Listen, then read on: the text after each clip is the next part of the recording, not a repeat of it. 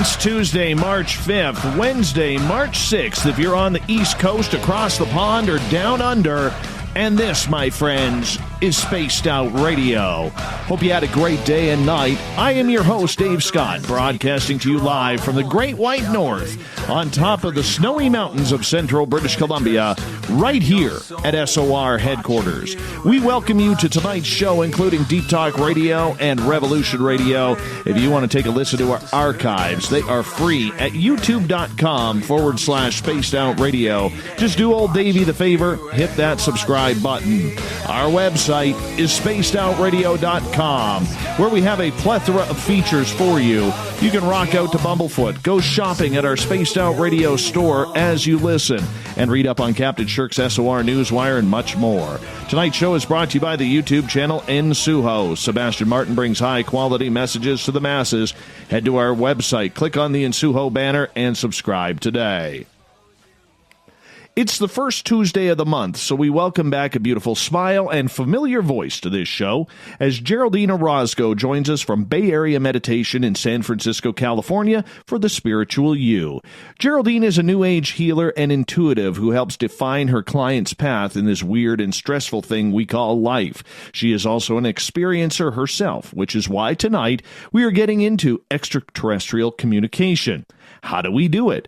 What do they, these star beings, want from little old us? What is the message we are getting, or more importantly, receiving? Is it positive? Negative? And how do we communicate with such advanced civilizations? Geraldine's website is bayareameditation.com. If you want to check it on out, I highly suggest you do. Then at the bottom of hour number 3, I will bring another entertaining portion of the SOR Newswire brought to you by Paranoia Magazine. Geraldine Orozco, I always look forward to the first Tuesday of the month. You're one of my favorite people in this entire industry. How are you? Dave, I'm awesome, and me too. Can you believe it's been another month? I just can't believe it's gone by quickly.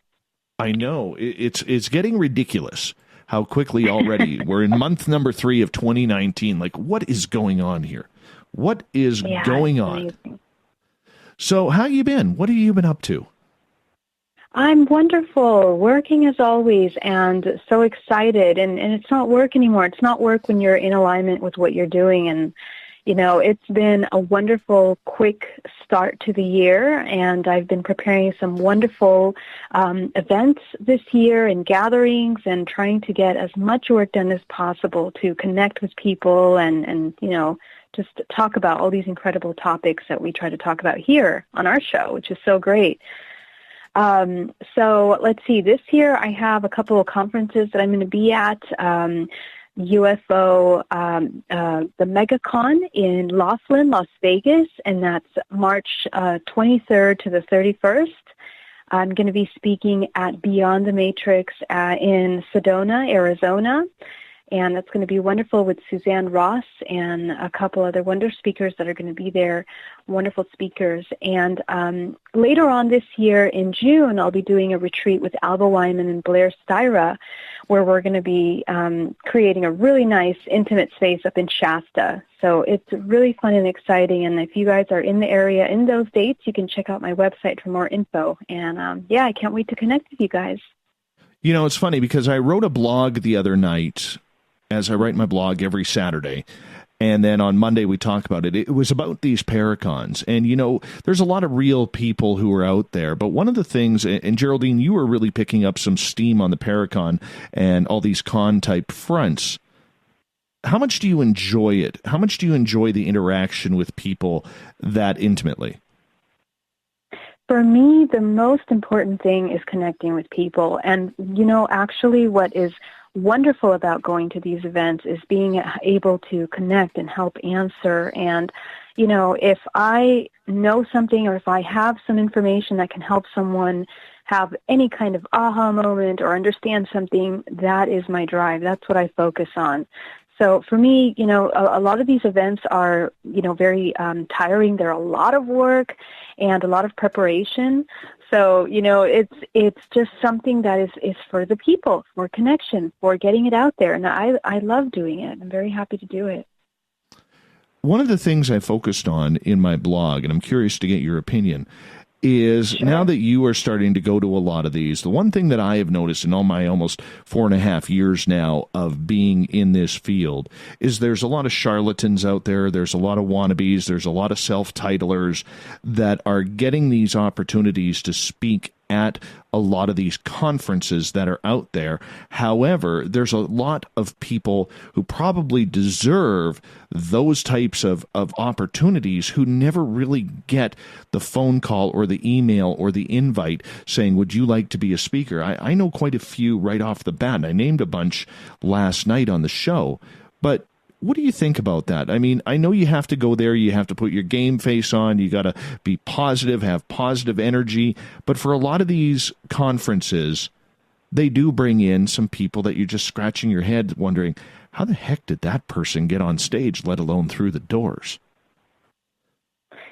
Yeah, and it's, I totally understand what you're talking about. And I mean, as in everything in our reality, there's always going to be this concept of duality in a sense where, there's a person that is the most enlightened, or you can say connected, or most authentic, truthful in what they're trying to, disseminate, the information that they're trying to disseminate.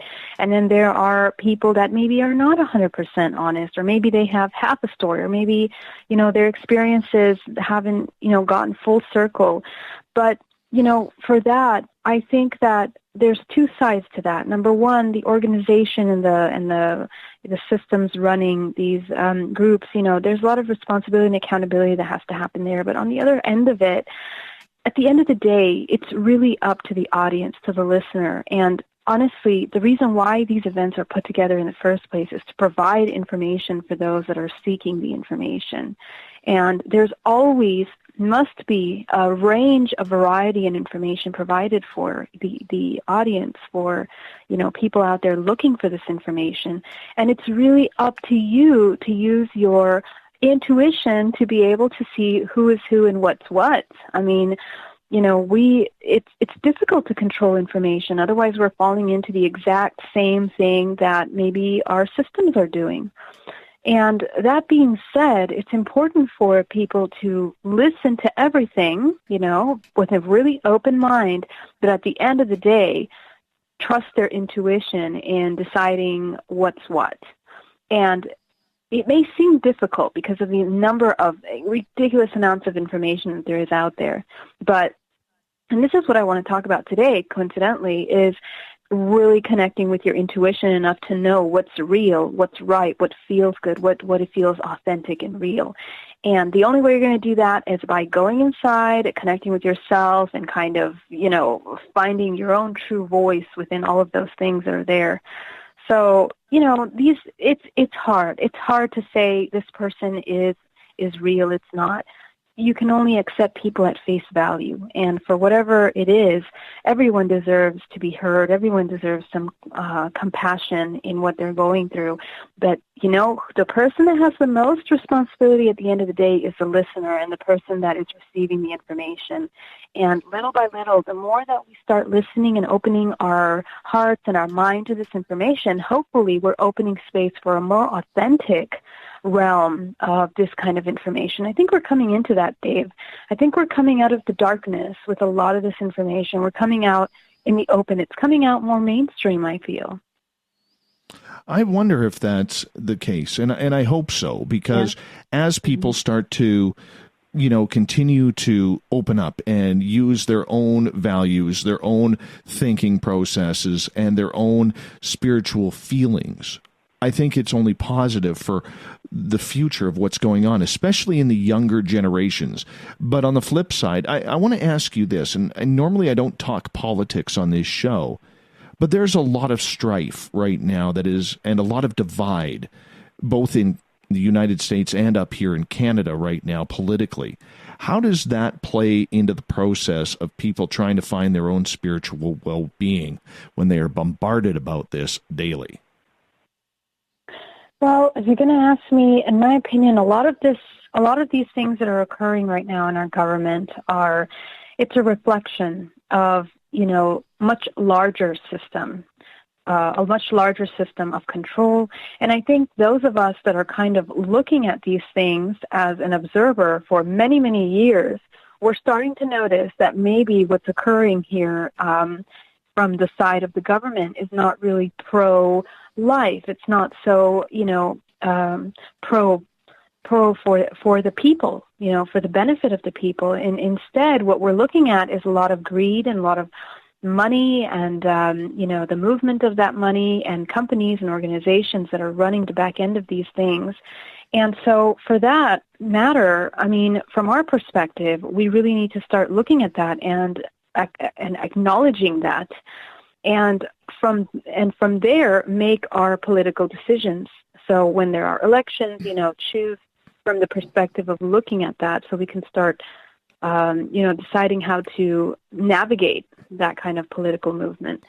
But more importantly, I think as we're looking at all of this division, Dave, what really needs to happen in our society is a really complete connection of community, a really powerful coming together of our community in a sense where we're no longer willing to be so deeply distracted by all of these things. Because a lot of these, if you watch the news for 5 minutes, at the end of the day, these things are just distractions that they put on there. It's one network arguing against the other network, and a lot of shenanigans going on that I don't see how it would benefit anyone in any way, whether even spiritual, even financial, even for the benefit of their family. I don't see the purpose of following a lot of these things that are happening in mainstream in politics. So I think it's really up to us to decide how our government should operate, how our systems, how our society, how our education, how our lives should be run in this country. And that is really going to come from the people. It's going to come from the people getting together and deciding that they are no longer going to be accepting the things that are toxic to our societies, to our families, kind of changing from the ground up.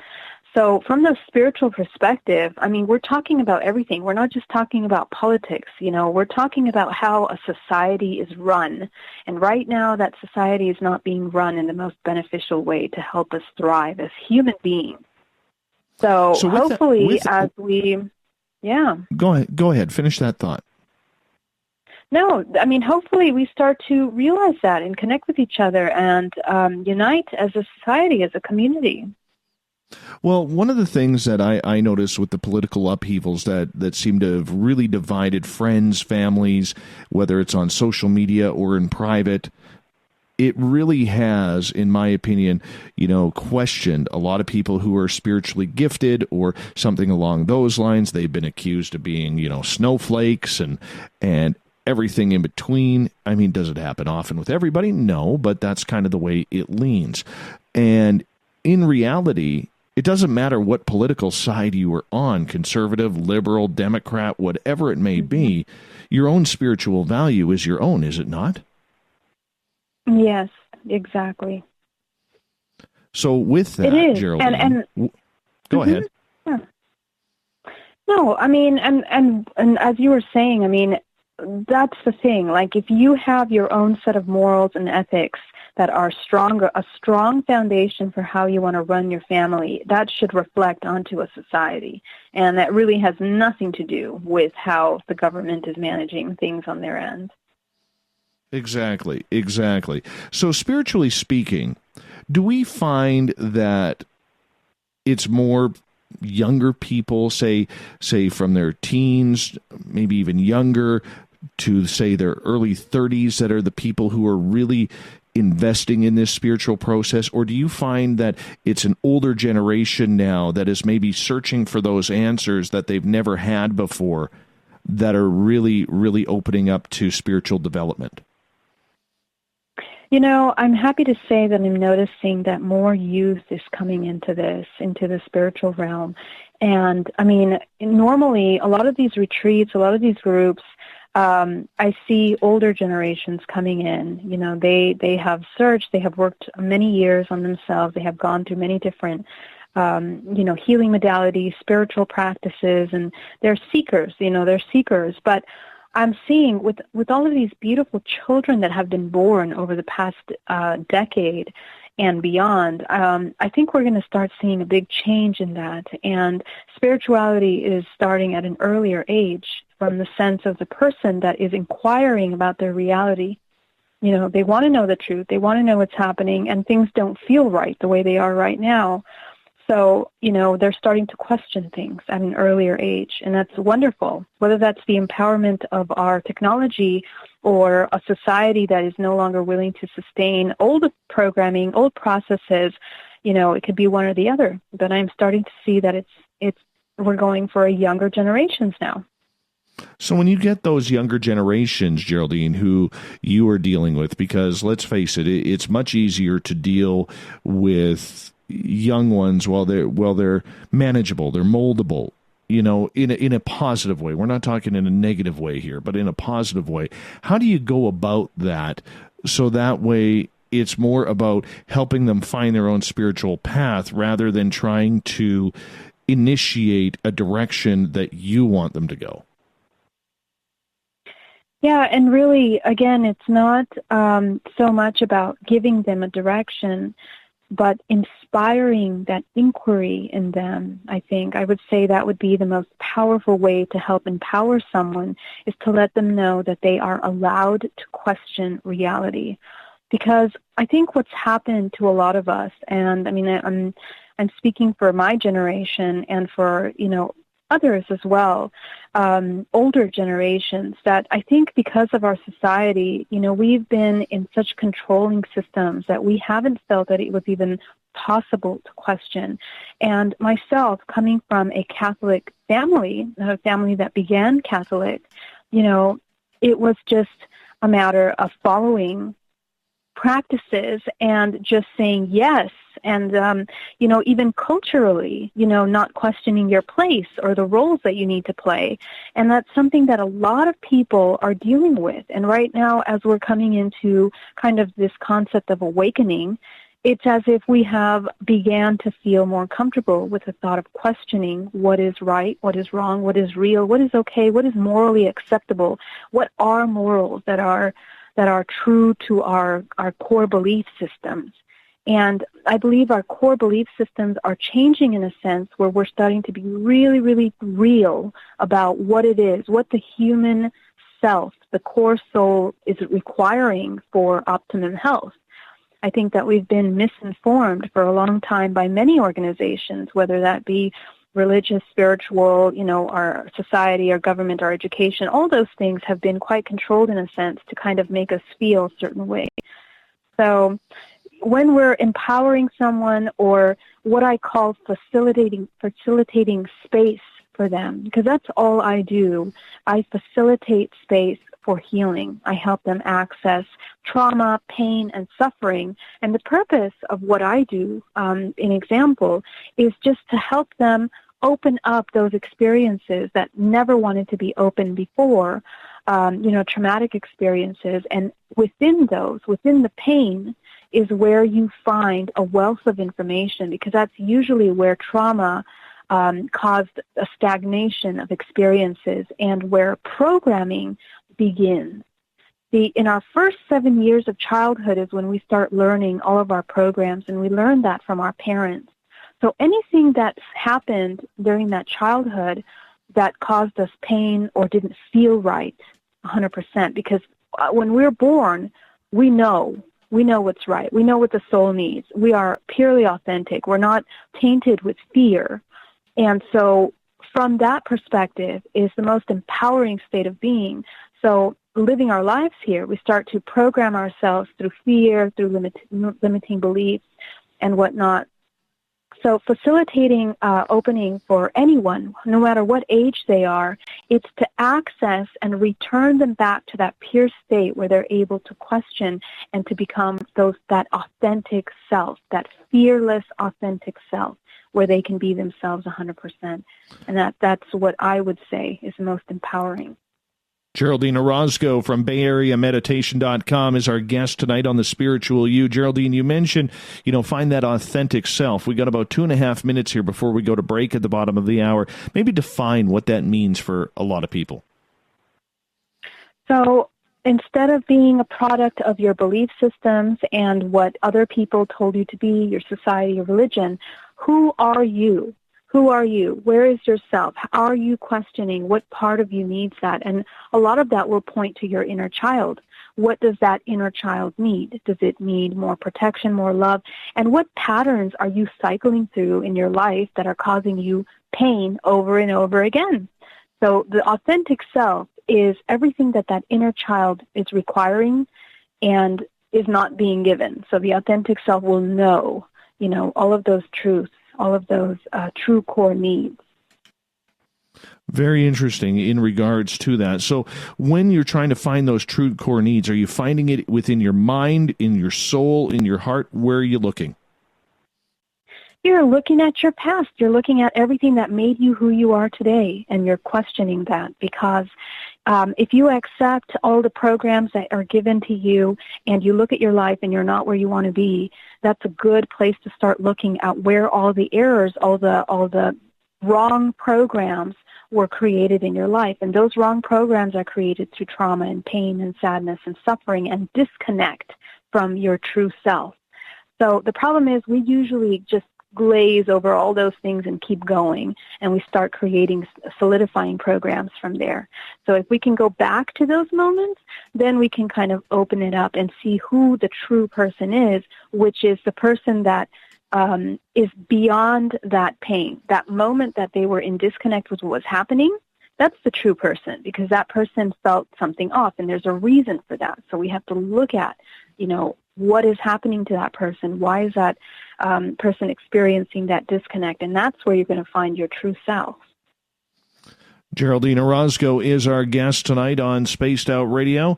We only got a few seconds here, Geraldine, about 30 seconds before we go to break. Quickly here, in regards to finding that true self, is it easier for men or women to find themselves, or does it really matter?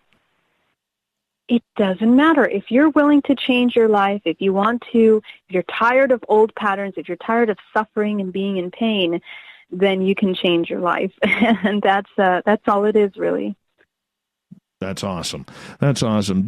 Geraldine Orozco hops in here the first Tuesday of every month with a little ditty that we call the spiritual you around here. We're going to get into ET communication, ET contact. How can you communicate? Is it safe? Should we be doing it? And of course, a lot more with Geraldine. Her website, bayareameditation.com. Second half hour of the show coming up right after this.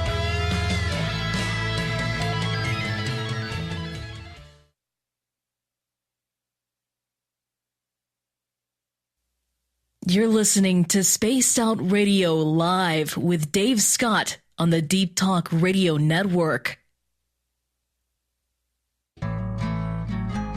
Looking for a place to advertise at a very reasonable cost?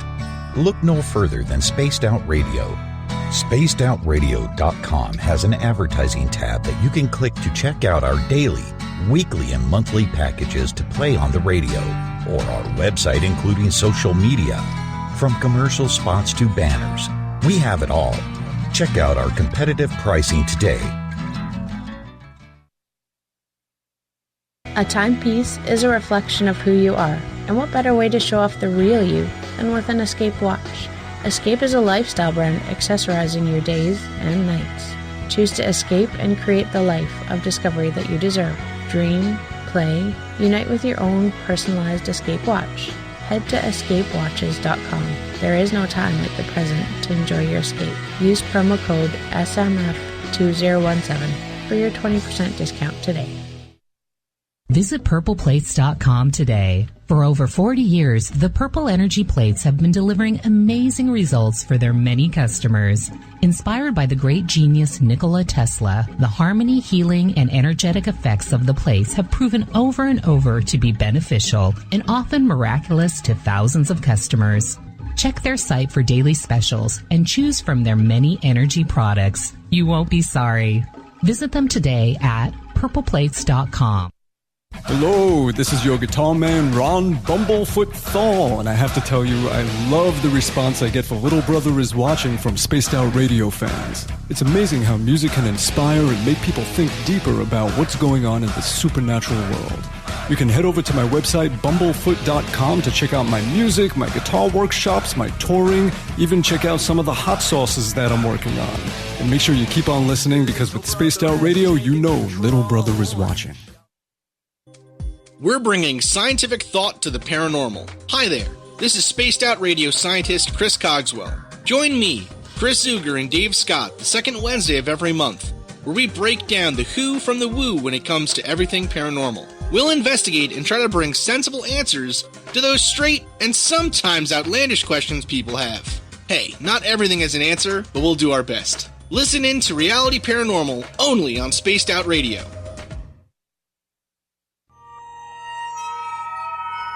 You hear footsteps in the empty room above you. A rocking chair begins rocking by itself. Don't be afraid of the things that go bump in the night. Reach for Spirit Storybox, the iPhone app the Huffington Post UK called the only ghost hunting app you will ever need. Spirit Storybox. The spirits are telling their stories. Are you listening?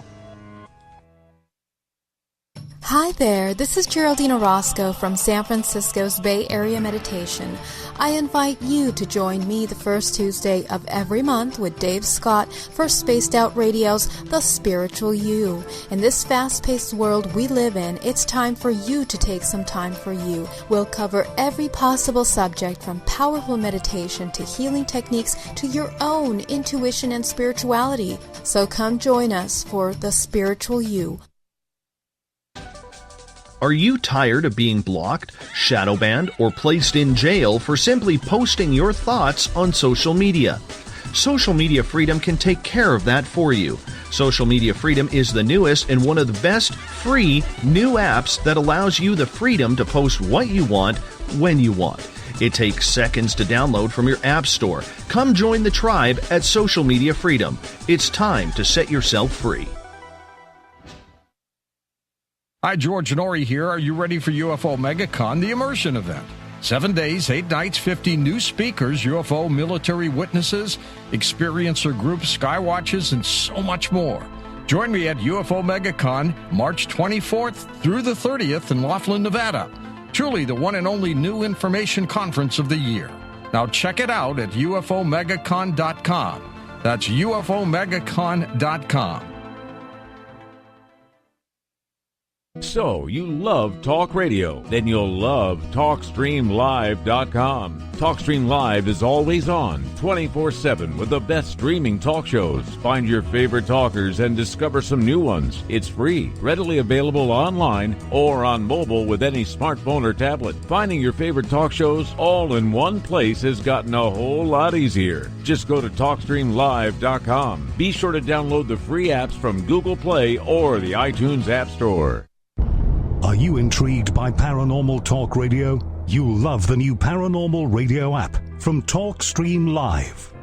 You'll find a great selection of talk shows covering UFOs, ghosts, strange phenomena, and much more. Download the Paranormal Radio app now and start listening to the very best in paranormal talk entertainment, including the network you're listening to right now, the Paranormal Radio app, free in Google Play and the iOS App Store.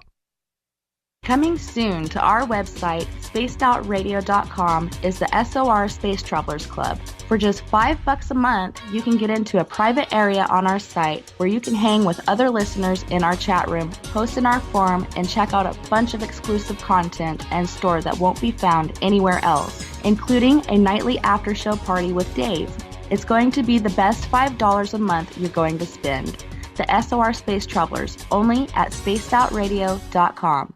Did you know Spaced Out Radio runs 7 days a week? Hi there, this is Tessa Nicole Thomas, and I'm here to take you on a paranormal journey each Saturday and Sunday night. Why change the station when you have it all right here? Together, we'll hang out and share some strange and scary stories. And don't forget, we have Psychic Sundays as well, so come tune in Spaced Out Weekend. We get going at 9 p.m. Pacific, midnight Eastern, only at spacedoutradio.com, where we own the night. Heading to Vancouver and looking for a night on the town? The Moose Vancouver is the bar that never stops rocking until 2 a.m. every night. The Moose has great food with everything on the menu from $6.95 to $8.95. Fantastic, vibrant staff and rock and roll that will bring you back to when the music was real, the hair was long, and the guitars were rocking. Get your party on at the Moose Vancouver, the official party bar of Spaced Out Radio.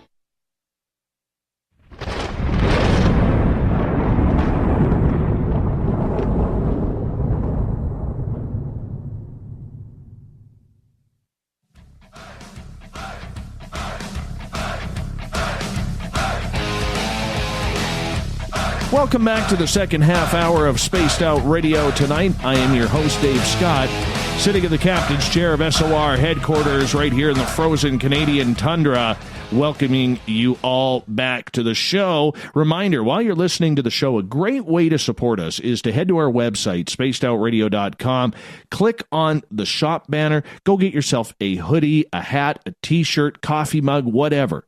It's a great way to support the show. We'd love for you to get on the bandwagon, spread the word, spread the love of SOR gear all around. So you can do that while you're listening to the show. The first Tuesday of every month, we have Geraldine Orozco here with The Spiritual You. Geraldine is based out of San Francisco, California. Her website is bayareameditation.com.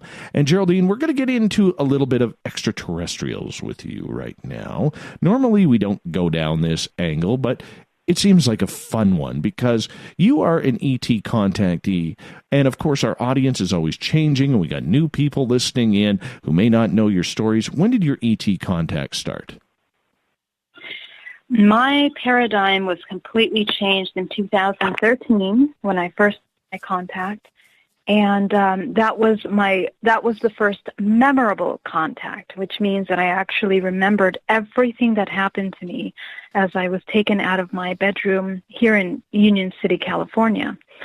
But in 2017 is when I finally decided to get regression for that experience and kind of dive deeper into it and learn about the experience. And anyone that's experiencing an anomalies or any kind of weird dreams or participating in a hybridization program, I suggest if you have a feeling that there's something going on, during your dream time that is, unexplained, get regression, look into it, find out what's happening if you are willing to look into that information.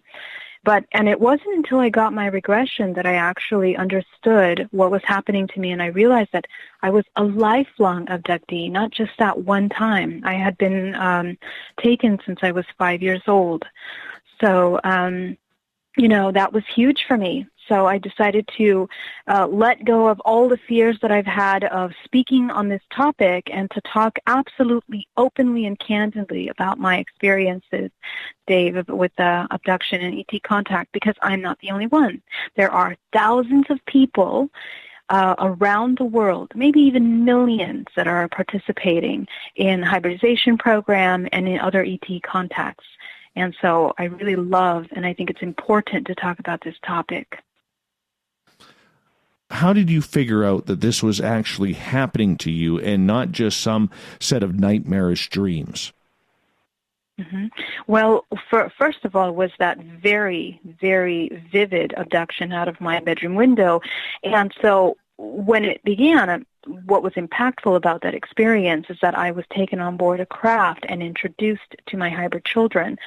So the whole concept of hybrid children came into question, and not soon enough, though, because, it took me years to kind of decide, to make the decision, to make that something important, to give it the value that it actually had. Because, let's be honest. I mean, we have very busy lives. As you know, we're working. I had a business. I'm running, two businesses. I was running a very high-end event planning company, and as well as teaching corporate meditation. And trust me, I didn't sleep. I didn't have vacation for over 70 years doing that. So I didn't have time to think about these things when that happened to me. But it was bugging me, and I just couldn't keep going back to believing or thinking that nothing had happened. So when I got the regression and it came out, it was a confirmation for me that of what had happened, and I went very deep into the regression to kind of review the activity. And the second regression that I got, I went through all the procedures of, I think, about 10 experiences at different ages, 5 years old, 16 years old, 20, 23, 24. And those experiences helped me understand, how contact becomes real, how we bring in the experiences of being taken out in the middle of the night out of your home and then brought back into your three-dimensional reality, and then the body will react. It's not that you come back and nothing happens. You just wake up as if you've had a dream. I had actual bodily reactions to it. I've gotten deathly sick several times because of implants. I mean, I've had biological issues like during my menstruation cycle because of the hybridization program. So, I mean, it was a tremendous impact on my health without understanding what was happening for years.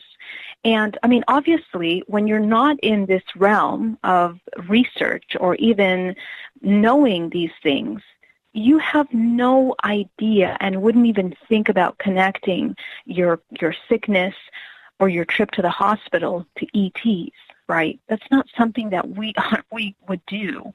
People would think you're crazy. The doctor thinks you're crazy. And I've dealt with that for years, right? So any kind of anomalies or activity with my menstruation cycle, I couldn't find a doctor, a gynecologist that would want to talk to me and even consider anything out of the norm. It was just, oh, you're stressed out or it's this. And I live a very healthy lifestyle. I mean, I really invest in my health. I eat very healthy, organic food. I'm vegan. I've just recently become vegan over the past 5 years, but for me, exercise and health, mind, body, soul is really important. It always has been. So for me, anything that was anomalous was very, it would stand out. It would be something that we would be like, okay, something's wrong. We need to go to the doctor. We need to figure out what to do. But things started happening. I started to have strange allergies. I couldn't take medications. I couldn't have the normal procedures done on my body. And so that's when you start to question, like, what's wrong with me? What's wrong with my body? Why am I not normal like everyone else? And then that's when you go into these things deeper. So through the regression, I was able to link every single one of these things to contact. And it was just incredible, the amount of detail and information. It's not something that somebody can masterfully make up or create. We're talking about very complex situations, that help you understand true contact. And all of these regressions are public, again, because I want to share this very real story with you, this experience of my life with you. And that's how it all began for me. Do you regret it? Do you feel that you have lost a big placement in your life because this has kind of overtaken everything? Do you miss bacon? I mean, that's a big one right there. I've never eaten bacon. Oh, Geraldine. No, and I'm gonna be serious here for a second. And okay, because when I was getting very deep into my own spirituality and I was opening up with my good friend Pascal, who is a great meditation healer, and I can never ever say enough strong and poignant words about this incredible man, and one day I will convince him to come on this show. But when he was opening me up spiritually, I found, and I'm a huge carnivore, I love eating meat. Doesn't matter what it is, except fish. I'm not a fish fan. But I found, as I was getting more spiritually developed, that my taste for beef, chicken, those were the two main that I ate, pork, was leaving very, very quick. All of a sudden, it didn't taste the same. But I'm proud to say that bacon saved me. Bacon saved me from that because I refused to give up bacon. Mm-hmm. I see. Well, to be honest, Dave, and that's really great that you brought that up, because that's true. The body goes through some wonderful changes when we're opening up to a lot of disinformation, and it has a lot to do with many things. And the activation of our DNA is something that's very real. When we're healing, when we are cleaning up that trauma, your frequency is changing, so you're no longer in alignment with maybe denser foods. But you are holding on to that one thing that you love, and there's nothing wrong with that. There's nothing wrong with things that make you happy and bring you joy. Everything is in the mind. I really, truly believe that. So it's not that veganism is the right way. I do not think that. Everyone has to do what feels right for them. So more power to you, Dave. But I've been vegetarian since I was 8 years old. Yes, and so I haven't eaten meat since I was 8 years old. I haven't eaten a drop of meat. And, when I became vegan 5 years ago, I thought it was going to be torture because I was going to miss cheese, because I used to love cheese, but I cannot eat it at all. And the more you learn about the food industry, that's a whole other topic, I became very passionate about it. And now I'm 100% vegan and very happy to consciously support that lifestyle, because those are my personal beliefs and what I want to see in this world. But I'm not one to push it on anyone, because everyone has to have their own journey, Getting back to ET contact and what you experienced and what you went through, did you have that moment, Geraldine, where you were very confused on where to turn and how to get the answers for your own experiences? Because I know for me, when they started for me, I didn't realize there was this entire world out here of what we call the paranormal or supernatural, whatever you want to call it, that was there for the taking for people to explain my experiences to. Were you as blind as I was going into this? Yeah, absolutely, Dave. I mean, when I first got into this, I didn't know what to do with my experience, especially after 2013. I mean, when I was told that I had hybrid children, the first week, what happened to me, let me just explain really quickly, is, a week later, I had extremely advanced psychic abilities, which means that I had the ability of seeing the multidimensional body. And that is what really, really caused a huge impact for me. And it's alarming. I mean, it's alarming for you to go from a very regular, normal sensory lifestyle into this super high drive emotion and feelings where you're picking up on absolutely everything around you.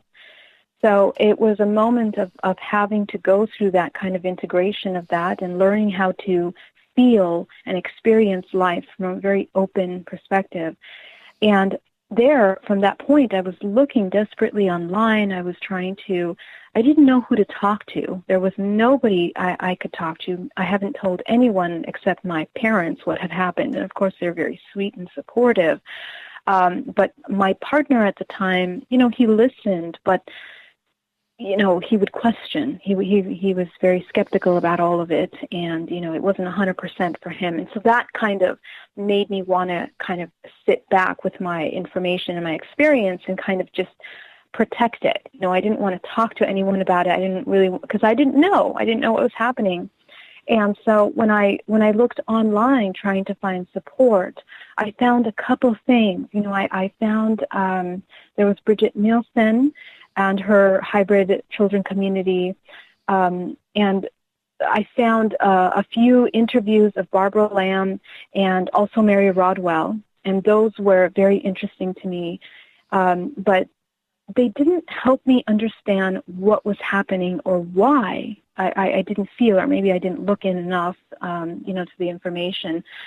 But it wasn't until I had my own regression that I was able to answer my questions, because I had those dire questions. And even more than that, I had been working very hard on kind of destroying my own personal belief systems and coming into my own spiritual awakening.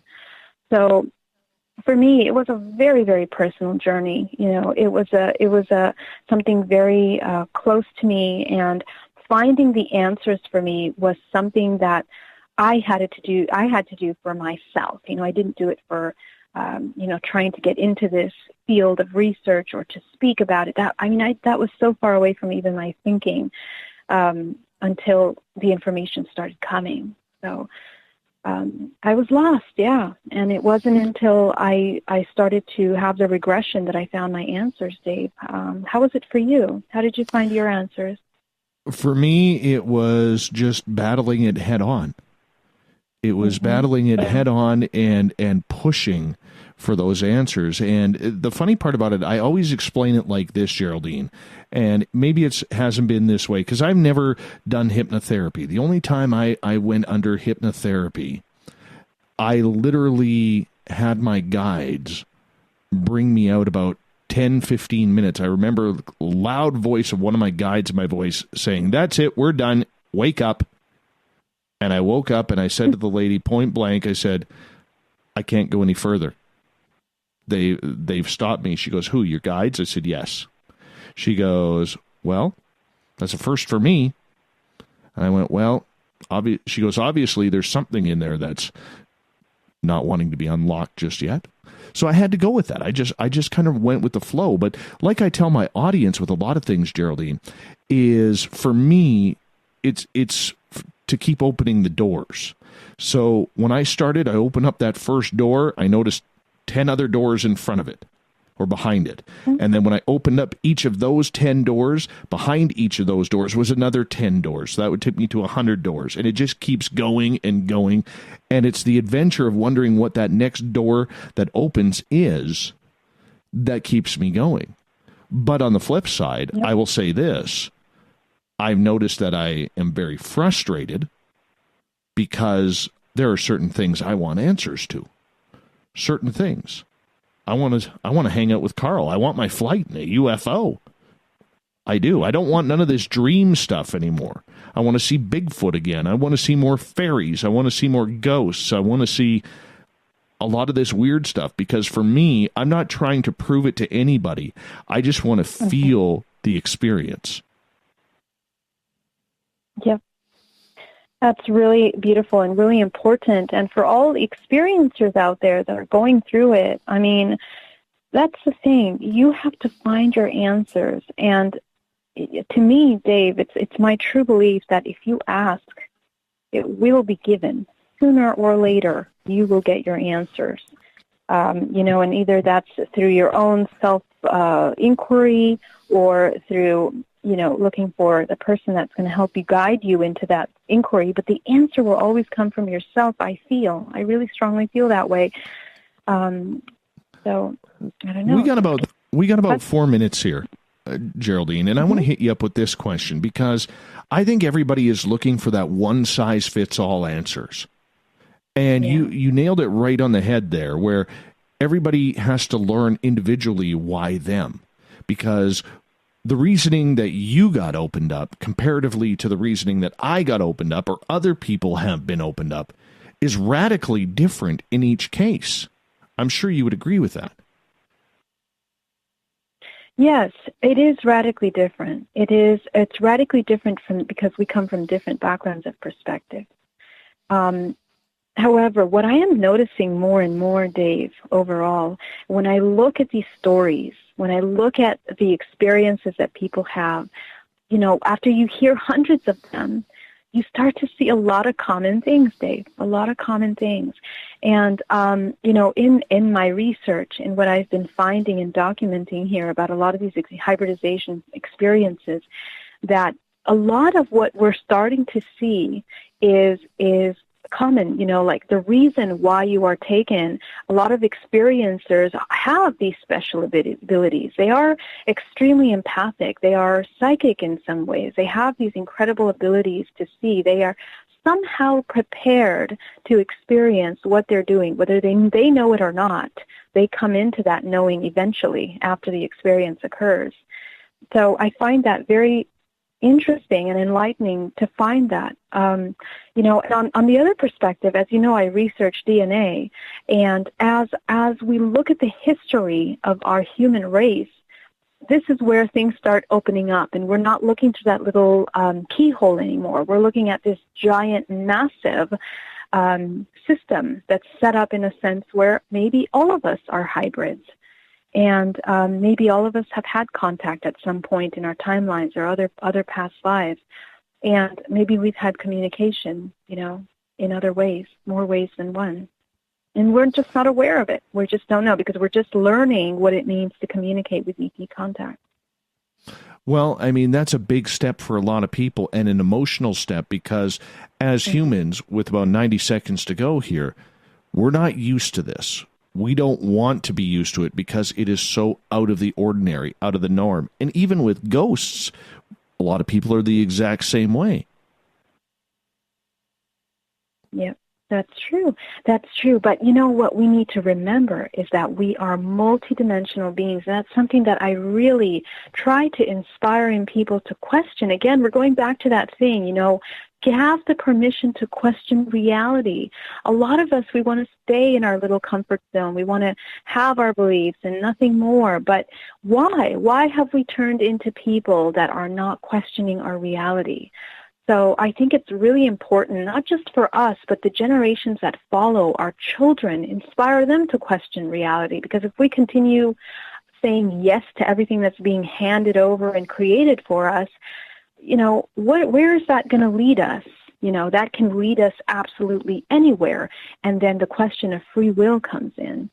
So I think that we need to kind of become more conscious of what it means to have the ability to have free will to question these experiences. And more importantly, you as a human, why is the human chosen for these kinds of experiences? What makes a human so important that it's involved in any of this to begin with? I think that's a good place to start. Absolutely, and we'll carry that on in hour number 2. Geraldine Orozco's The Spiritual You happens the first Tuesday of every month. Geraldine's website is bayareameditation.com. Make sure you check that on out. We'll be back with more Spaced Out Radio right after this.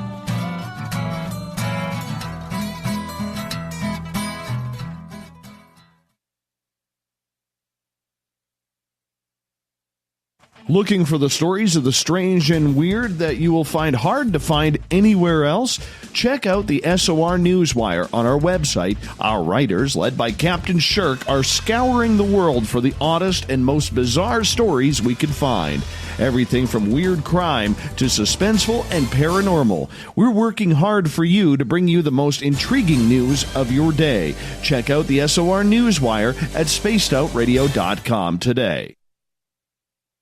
Every night on Spaced Out Radio, we have places for you to hang out. Hi, this is Carl. Join our SOR Space Travelers group on Facebook for live chat. On Twitter, using hashtag Spaced Out Radio. You can also join us in our Spreaker chat room. Check us out on Instagram at Dave Scott SOR. All of our archives are free on YouTube at Spaced Out Radio. By the way, I'll be watching you at your window until you do. Bye! You're listening to Spaced Out Radio Live with Dave Scott on the Deep Talk Radio Network. Get your horns up with me on Spaced Out Radio. This is Ron Bumblefoot Thal. Come tune in to SOR where you can hear me rock out with Little Brother Is Watching, the official theme song of Spaced Out Radio. And then come on over to bumblefoot.com where you can find out about my tour schedule, my music, and everything else. Bumblefoot.com keeps you up to date on what I'm doing and the best way to stay in touch with my music and music camps. Sign up for my newsletter at bumblefoot.com and remember, Little Brother Is Watching. Hey, this is Canadian Paranormal Investigator Mike Moore. The third Wednesday of every month, I'll be teaming up with Dave Scott to bring you Ghosts of the Great White North. Each month, we will bring on guests from across Canada to discuss their ghostly encounters. Canada is a paranormal hotbed with stories you've never heard, so we're going to bring them to you. So get comfy on your Chesterfield, grab a donut, and join us, eh? We are getting ready to relaunch the SOR Space Travelers Club at spacedoutradio.com. For $5 a month, you can join us for a plethora of features found nowhere else. Hang out in a private chat room during the show and after party. You can check out some exclusive content and a store specifically for you, as well as a private listener forum where you can post your thoughts, stories, and pictures. The SOR Space Travelers Club, coming soon to spacedoutradio.com. You know, it's hard being the bad man of ufology, but that's just the way that I like it. This is Chris George Zuger, and I'll be hanging out with Dave Scott and SOR scientist Chris Cogswell for Reality Paranormal, the second Wednesday of every month. And our job is to break it down and come to conclusions as to what is really going on in the supernatural world. I'd love for you to join us right here on Spaced Out Radio. The freedom to post what you want, when you want. That's the social media freedom you need. Social Media Freedom is the free app in your app store. No need to worry about going to jail or being shadow banned any longer. It's the freedom to say what you feel. The freedom to know Big Brother isn't watching. It's the way social media is supposed to be. Social Media Freedom. It's time to set yourself free. Download from your app store today. On the first Tuesday of every month, I encourage you to come along for a journey with me, Geraldine Orozco, on The Spiritual You.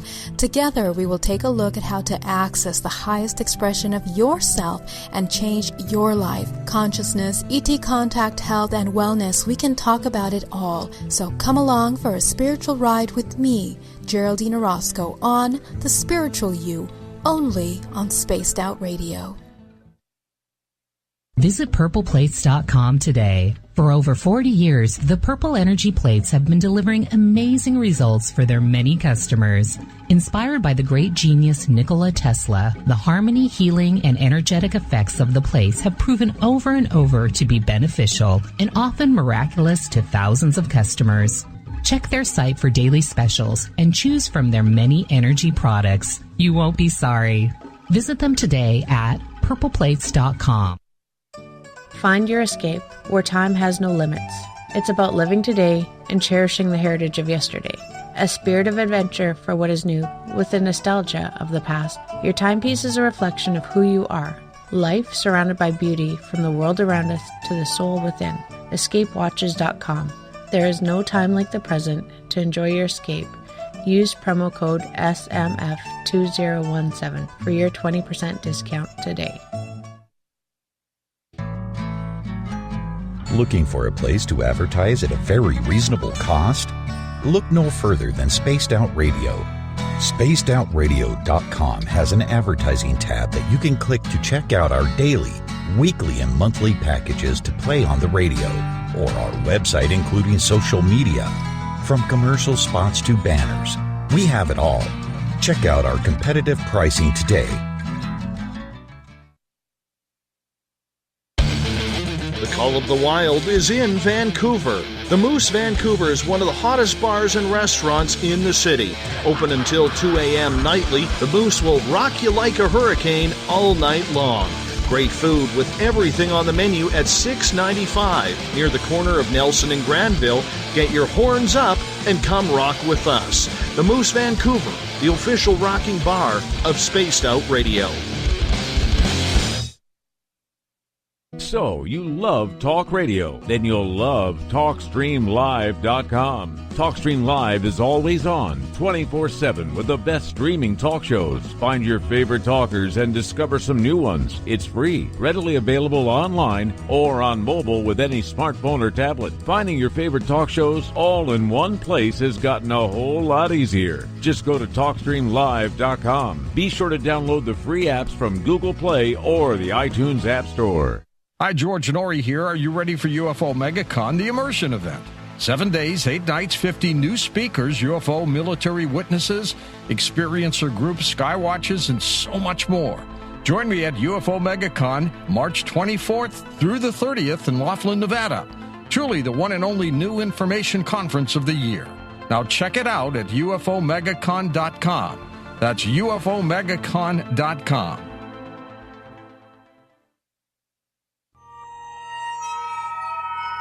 You hear footsteps in the empty room above you.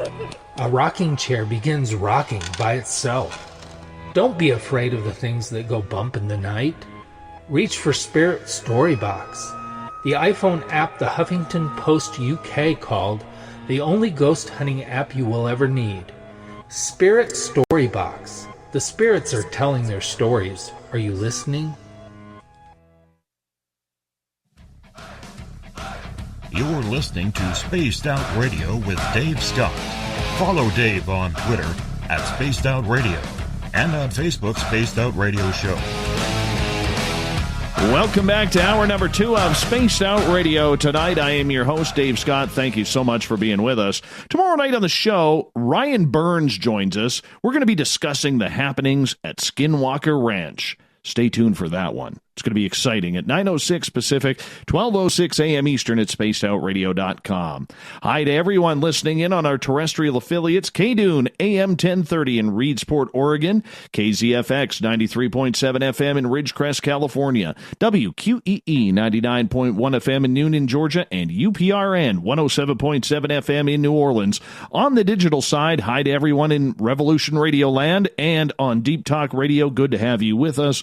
Don't forget, you can check all of our archives for free at youtube.com/Spaced Out Radio. Just do old Davey the favor, hit that subscribe button. The birthday boy, Desert Clam, has set the password for tonight in the SOR Space Travelers Club. Putty Sticks. Putty Sticks is your password. Make sure you use it wisely, Space Travelers, as the Clam sets a password each and every night, right here on the mighty SOR. Big shout-out as well to our listener, Robin. Happy birthday to you, my friend, as well. So make sure you keep it on going. All right, our website is spacedoutradio.com, where we have a plethora of features for you. Rock out to Bumblefoot. While you're listening to this, you can click on our website, go shopping at our Spaced Out Radio store, pick up a t-shirt, a hat, coffee mug, a hoodie. It's a great way to support what we are doing. And of course, read up on Captain Shirk's SOR Newswire and so much more. The first Tuesday of the month, we go to Geraldine Orozco and the Spiritual You. It's a show that we do in order to get into our Zen and our Chi modes. Geraldine's website, bayareameditation.com, as she is based out of San Francisco, California. Geraldine, always a pleasure to have you on the show. Thank you so much. Hey, Dave. Thank you so much for having me. Right before we get to questions from our audience, right before the break, you mentioned about questioning reality. There's a lot of people doing that these days, questioning what is real, what is not. I'd like to go into a little bit in depth with that, because when it comes to ET contact, people aren't really sure what is going on or how to react to it. Yes, that's true. And one of the things I've been noticing in, I guess, a lot of mainstream is this people talking about wanting to communicate, wanting to connect, asking for communication with ET contact. So it's really interesting. I find it very interesting that a lot of people are talking about, a lot of the leaders in the ufology community, with channelers or people that are, in communication with ETs, are saying to connect with them. And for me, I find that very, very interesting. And it is a very interesting idea, but at the same time, I want to make sure that we discuss all the implications that are involved in communication. I mean, when we're talking about interdimensional communication, we're talking about, first of all, the concept of dimensions is something that is also new for us, because we're just beginning. We're just beginning to understand our multidimensionality within ourselves and within our reality. And that is one of the things that I would love for people to start really researching, really looking into. And if we just look at the basic understanding of our reality, everything is energy. Everything is this oscillation of energy and vibration that is creating the material things around us that give it the hardness, the texture, the color. All of that is energy and frequency communicating with us through the filters of our eyes and through our sensory system of the body. And so when we're talking about interdimensions, we're talking about accessing the information that is within other dimensions that may not necessarily be visible to the eye. They might be something that we are sensing with our intuition, or we are hearing even, or we are seeing, or when we're sleeping, we're going out of our physical body For example, as in lucid dreaming or astral travel, we are then experiencing things on other planes of existence. So from that perspective, knowing those basics, that those are all possibilities that we human have, when it comes to communication with ET contact, right now our government and our astronomers have put thousands of dollars into trying to communicate with ETs, utilizing these massive multi-billion dollar, radio signals and satellites to communicate. But their technology is so far advanced, Dave, that it completely transcends radio wave communication. I'm talking about communication that is, first of all, interdimensional. It can be telepathic. It can be, holographic. And so there are many different ways that we are actually in communication currently and have been for centuries, and I dare say since the very beginning of the seeding of life here on this planet. So we have to look at that, and we have to look at the history of contact as well. Okay, we have been receiving, and since the beginning of time in biblical texts, and even before that, we have depiction of beings from the stars descending, communicating, transmitting messages, either telepathically or through imagery of contact. So the question is, if we have this kind of contact already in place, why are we looking for radio waves? For one thing, that's our science wanting to prove that through the filter of physics. But we have to look beyond that, because contact has been a very real fact in our history. We can look at ancient art pieces, even petroglyphs, dating all the way back to 10,000 years, and beyond that, 20,000 years, where we are seeing, these are all new things that are coming out, that we're seeing this incredible, journey of contact that we've had with off-planet beings, seemingly off-planet beings.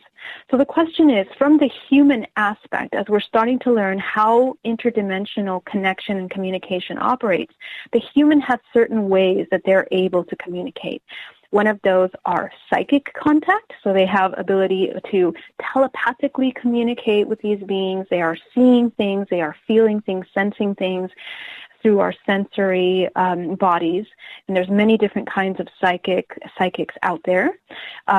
There's also light language, which is something that I'm noticing that more people are starting to pick up, and it's the ability of channeling an alien dialect, which is providing vibrational information. And that's another topic that we can talk to a little bit towards the end of this. But another one is abduction, of course, like, for example, me and you that have contact, that we have had contact. And we have seen and experienced, personally, as a child, I had been in front of these beings and physically seeing them and experiencing so many different things with them. So a lot of communication and understanding of their technology is coming through these experiences. I also want to talk about, as a biological receiver, we are then channeling. We have channelers that are receiving information. That's what I was talking about in history. There are some famous channelers in history, like, for example, we have Blavatsky, Edgar Cayce, even more recently, we have Bashar, we have Sylvia Brown, Jane Roberts, Van Pross. So many different channelers that are said to communicate with extraterrestrials. And the thing there that we need to always keep in mind is, as a biological receiver, how does this biological receiver function? And so for me, with the massive amounts of information coming in through our internet and the technology that we have available to us now, our ability to discern this information, what's right, what's wrong, is imperative for us right now. Because now that we have had this blast open of communication and technology, we have more access to all of this. Okay, so as our technology is evolving in our timeline, so is the human evolving their own technology. Everything is progressing and evolving simultaneously. So we need to become aware that as we open ourselves up, we are activating the technology within us to be able to discern that through our intuition. So for me, my concern with seeing a lot of people speaking about opening contact is that because as a biological receiver, you are also a frequency and emitting a vibration that aligns you based on your frequency with anything that you come in contact with. So if, for example, you are harboring a lot of fear-based programming and a lot of your experiences are coming from that pain and suffering, then you are more than likely going to be acting and connecting with beings that are going to be aligning with that experience, with your perception. You know, so when we have these very famous channelers like Bashar and whatnot, you know, of course they're aligning with their vibrational frequency, but we also have to keep in mind that in the back of all of this, there is also another form of communication, which is a much larger system that we're interacting with within our society, within our reality. As a matter of fact, think of our entire reality being a construct, a fabricated construct, a holographic projection that is being co-created not only from ourselves, but from the creators of the construct themselves. And so we're talking about everything. We're talking about, we talked about governments earlier. We talked about our systems, our economy, all of those things.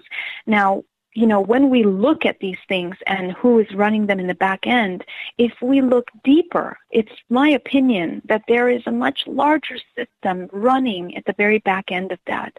So I feel that communication from extraterrestrial life is actually coming through some of these channels in a sense. And, you know, the dissemination of information and of technology comes slowly through mainstream media, even so. And so that takes us to another topic, which is about free will. When we are looking to connect and communicate with these species, the question of free will really comes in, because who's in control when you are looking to communicate and open channels? That's the question. And the answer is your subconscious mind will dictate the level of communication that you are going to be in alignment with. But your consciousness and your ability to control that consciousness and the subconscious mind will dictate whether you're in control of what you're receiving or the person providing the communication. So this is the thing, right? And if we aren't working on having a lot of control over our consciousness, then anything can present itself as, you know, Jesus Christ or an archangel or the most beautiful alien species you've ever seen and tell you any number of things to make you feel and believe that you're experiencing something of a high frequency. But again, it's coming through your limited perception and frequency. So that's where there might be a limitation. And again, that information might only be for you. It may not necessarily be something that needs to be translated to the greater masses. Everyone has to come in through their own opening, through their own experience. We are talking with Geraldine Orozco tonight on the Spiritual You here on Spaced Out Radio. I want to get to a couple questions from our audience here. This one comes from Adrian in Australia. He is asking, or she, Adrian. No, I think that's the he. I think it's a he. It's a he. Yeah. Is it true extraterrestrials can live for hundreds of years because they depend on source energy to heal? If so, how can I or how can we rely on source to heal? That is an awesome question. And so from that perspective, if you, have looked into the ET phenomena in the concept of our reality and the structure of our reality, we go all the way back to the origin of life on this planet and the exchange of information. So on any level, the important thing about this is to understand that the human being in this exchange has to be fully conscious and aware of what they are giving and receiving in order to understand who is in control of this communication. So this entire construct of matrix universe is originated from a certain lineage, let's say, of consciousness. And this consciousness has become, in a sense, requiring life support from certain frequencies, a certain translation of energy that is providing that life force to this consciousness. And the reason why that consciousness requires life support is because it is a lower frequency, and because at the same time it is rejecting its consciousness within itself. And when anything in this reality rejects consciousness within itself, in a sense, it becomes parasitic per se. Parasitic from the sense that it requires something outside of itself. It requires a higher power outside of itself to provide life support and purpose for its existence. And you can look at this concept from the most macro perspective or from the most micro perspective. The micro perspective being ourselves as humans, and the most macro as an entire megaverse, which is also consciousness. So from that perspective, ETs, or these life sources that have evolved since the beginning of this macrocosm, is requiring the life support of humans like us. And so that's the concept that on Earth we are cycling through these reincarnation cycles of life. And through that, we are experiencing a lot of pain, a lot of emotions through these cyclical life patterns. And so these cyclical life patterns, then why is a human going through all of this? And the question is that because everything, the fabric of this entire construct is pure infinite consciousness, we are being made to experience this limiting life construct. So we have 100 years of life to experience growing up, going to work, living, getting married, having children, and then dying. And so within that illusion of life, the parameters of our existence become very minuscule, right? And at the same time compartmentalized.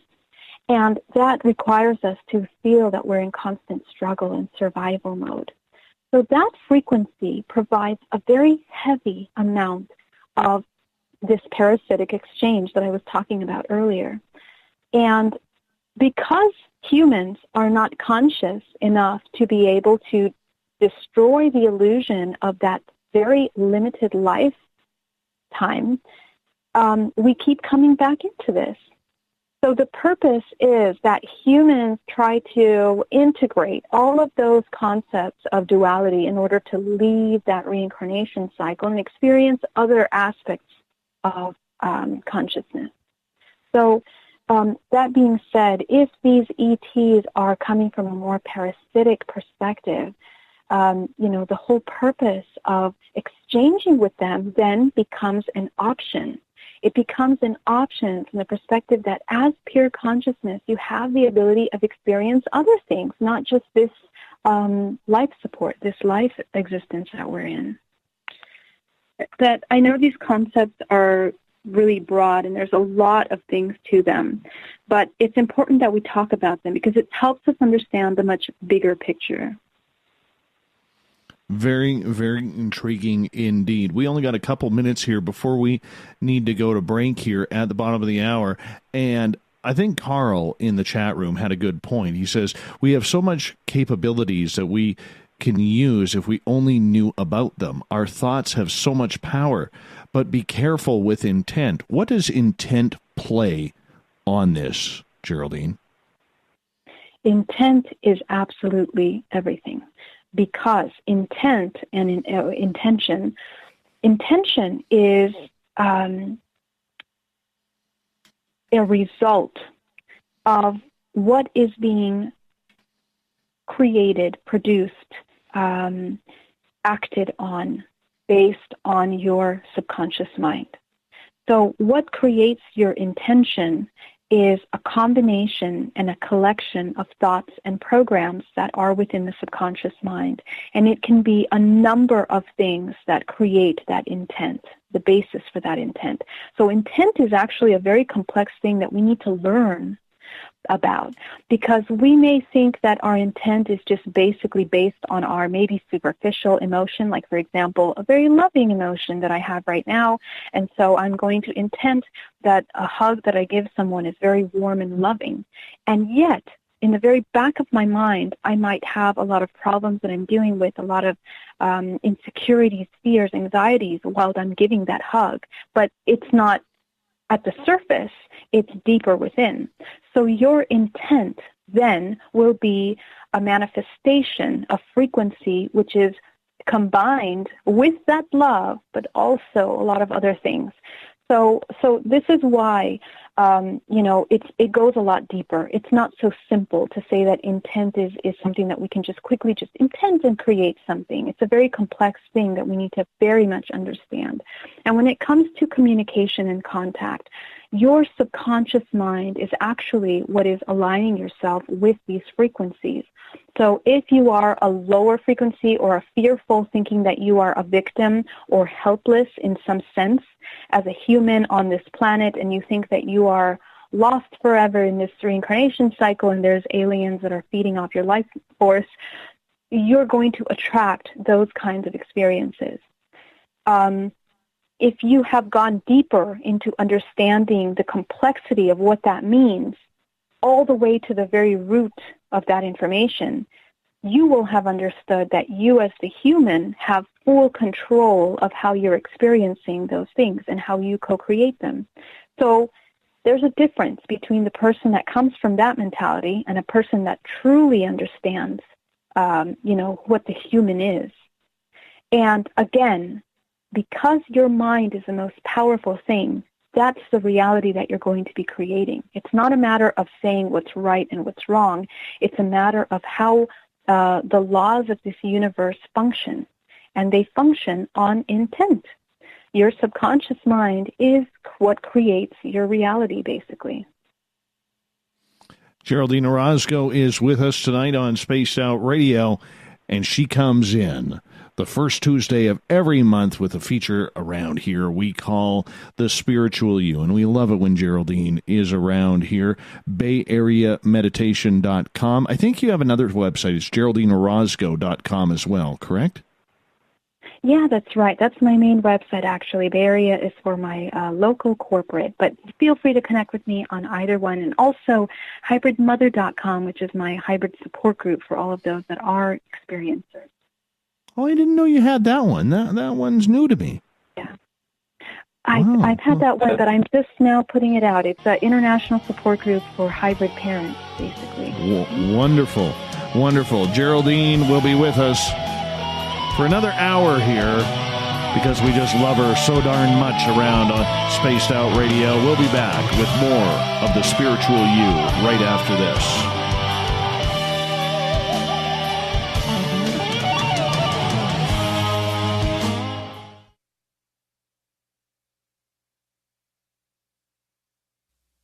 You're listening to Spaced Out Radio Live with Dave Scott on the Deep Talk Radio Network.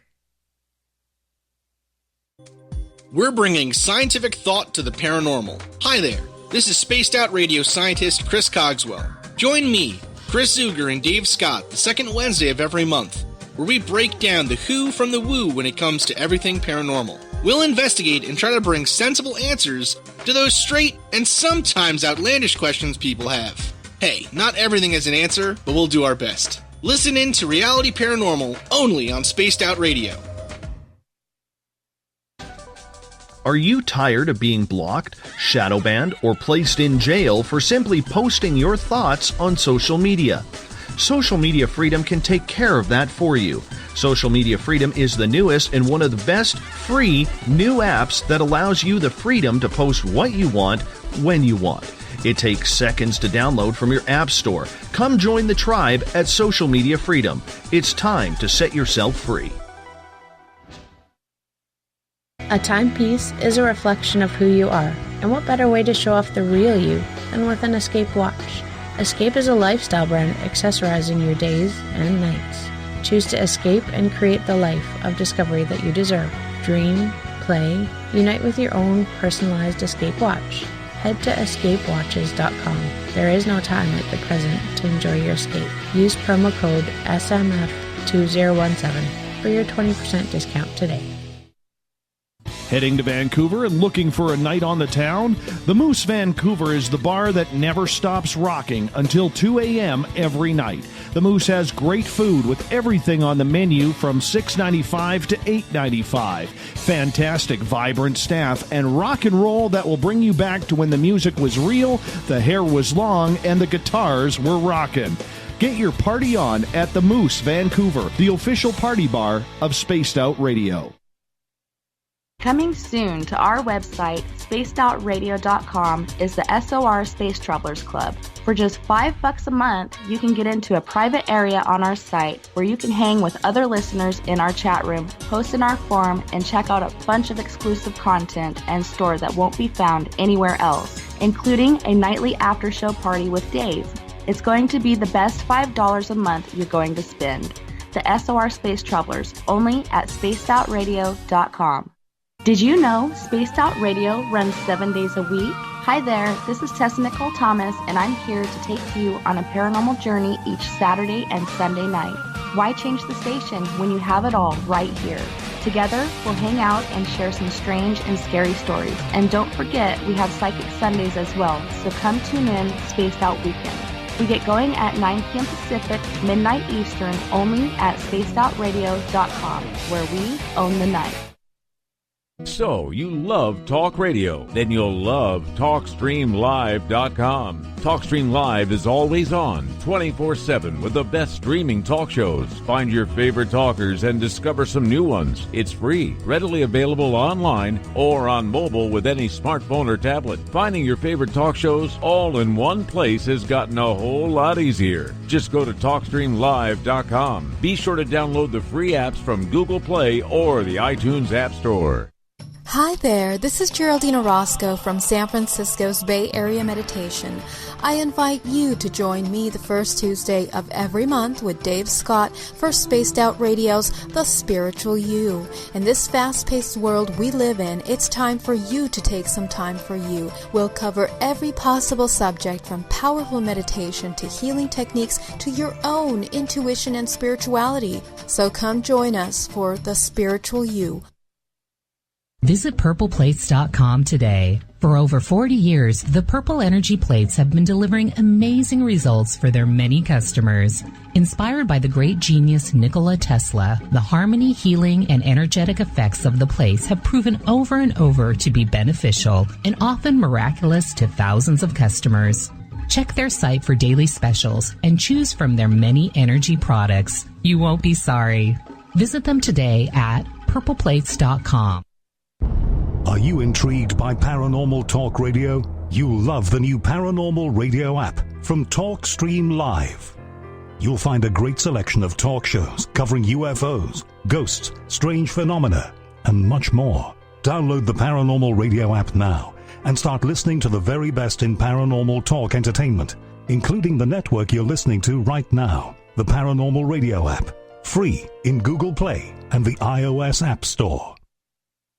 Hello, this is your guitar man, Ron Bumblefoot Thal, and I have to tell you, I love the response I get for Little Brother is Watching from Spaced Out Radio fans. It's amazing how music can inspire and make people think deeper about what's going on in the supernatural world. You can head over to my website, bumblefoot.com, to check out my music, my guitar workshops, my touring, even check out some of the hot sauces that I'm working on. And make sure you keep on listening, because with Spaced Out Radio, you know Little Brother is watching. Hi, George and Ori here. Are you ready for UFO MegaCon, the immersion event? 7 days, 8 nights, 50 new speakers, UFO military witnesses, experiencer groups, skywatches, and so much more. Join me at UFO MegaCon, March 24th through the 30th in Laughlin, Nevada. Truly the one and only new information conference of the year. Now check it out at UFOMegaCon.com. That's UFOMegaCon.com.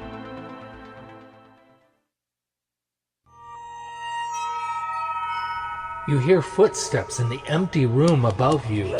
A rocking chair begins rocking by itself. Don't be afraid of the things that go bump in the night. Reach for Spirit Storybox, the iPhone app the Huffington Post UK called the only ghost hunting app you will ever need. Spirit Storybox. The spirits are telling their stories. Are you listening?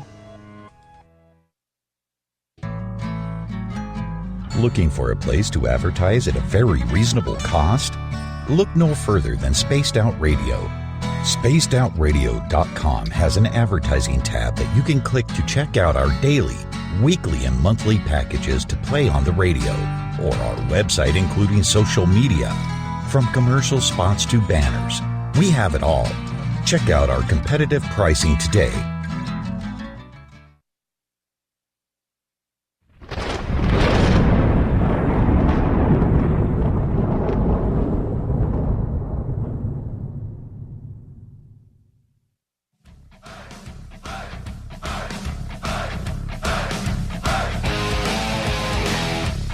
We've passed the halfway point of Spaced Out Radio tonight. I am your host, Dave Scott. Always a pleasure to be broadcasting to you live from the frozen Canadian tundra. And on the first Tuesday of every month, we have Geraldine Orozco here for The Spiritual You. You can find her at bayareameditation.com or geraldineorozco.com. And we always love this lovely lady coming on in. Geraldine, welcome back. Hi, always a pleasure to be here. Now, we're getting into some really intense type of contact experiences that we were talking about. Thanks to Adrian for his question all the way down in Australia. So thank you so much, Adrian, for tuning on in.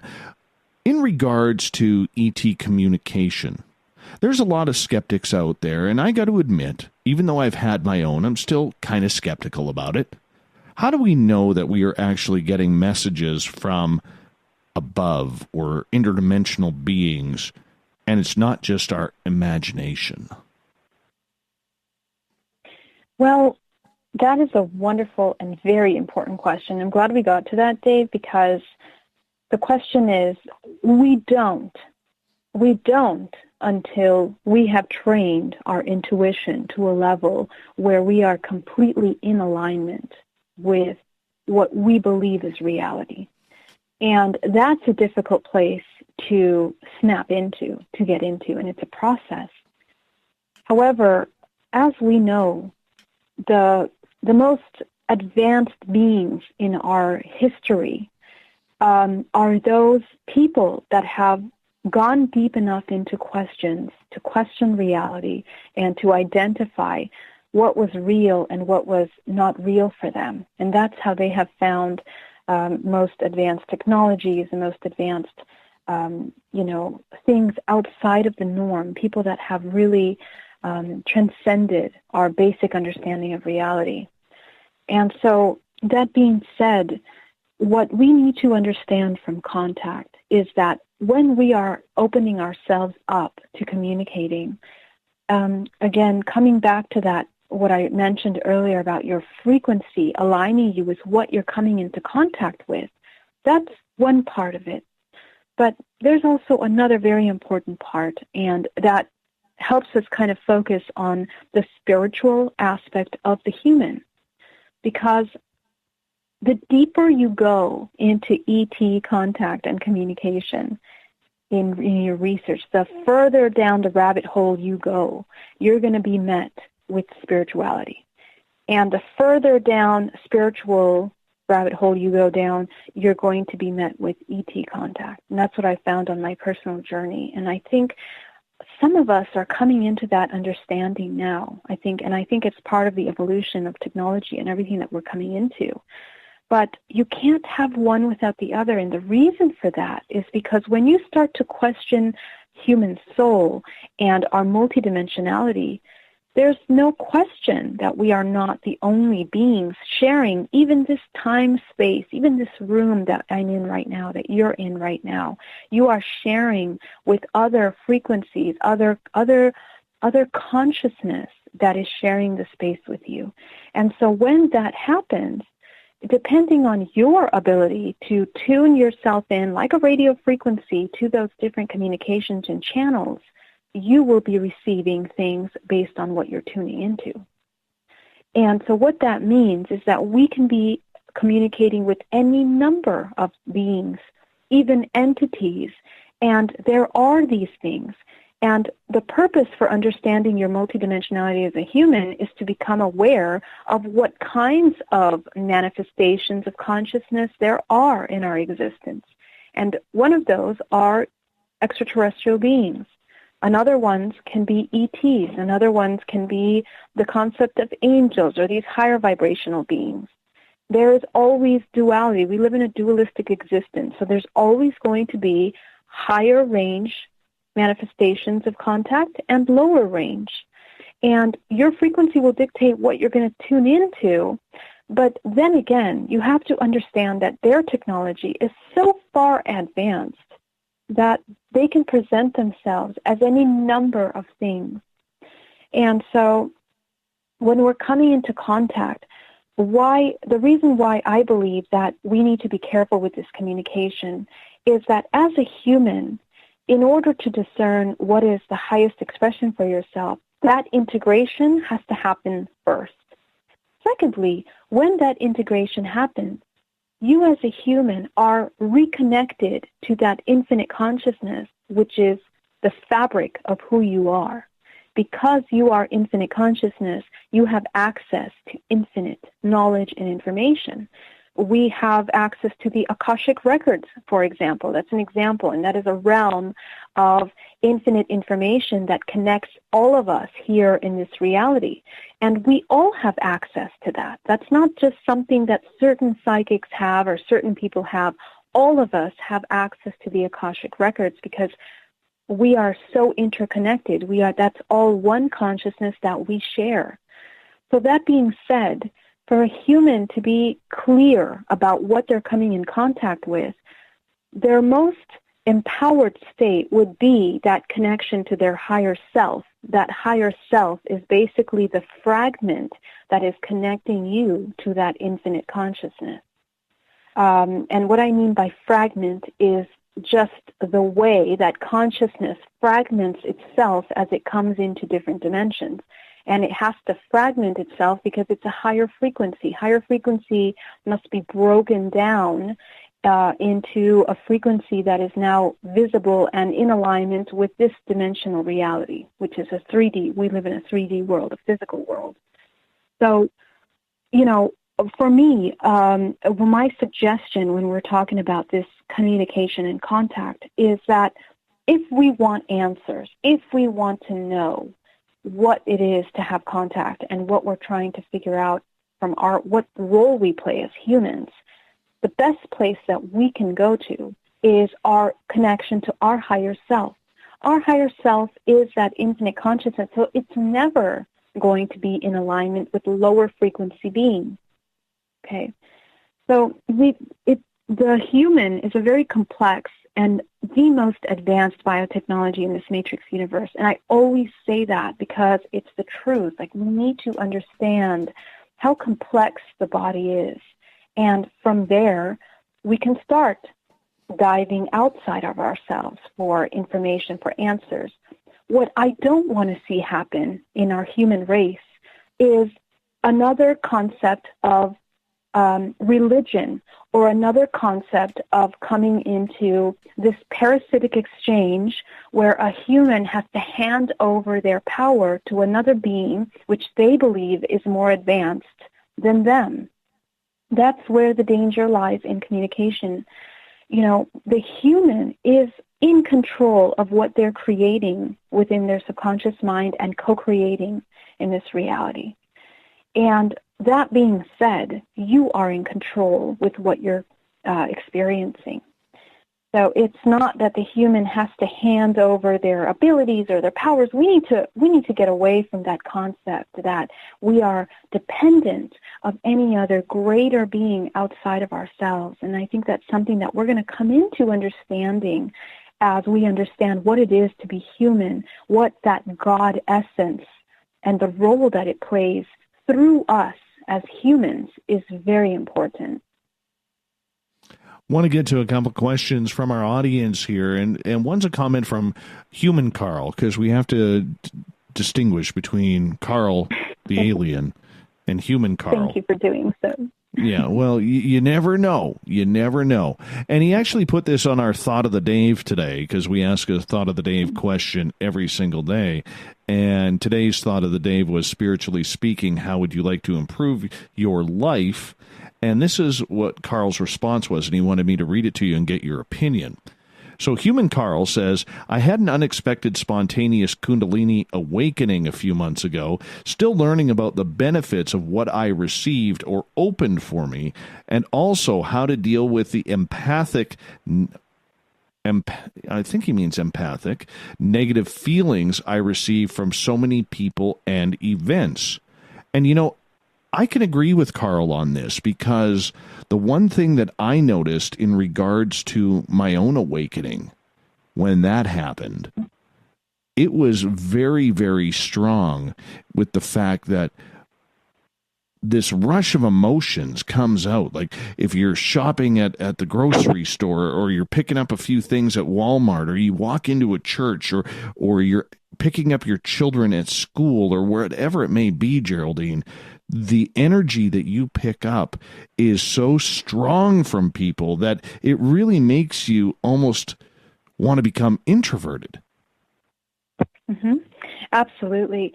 You know, we have this notion, this idea that spiritual awakening is something so beautiful and pleasant and lovey-dovey and, so comfortable and warm and cozy and beautiful, that in reality, those of you that go through a true awakening, you know that waking up, it's not the most pleasant thing.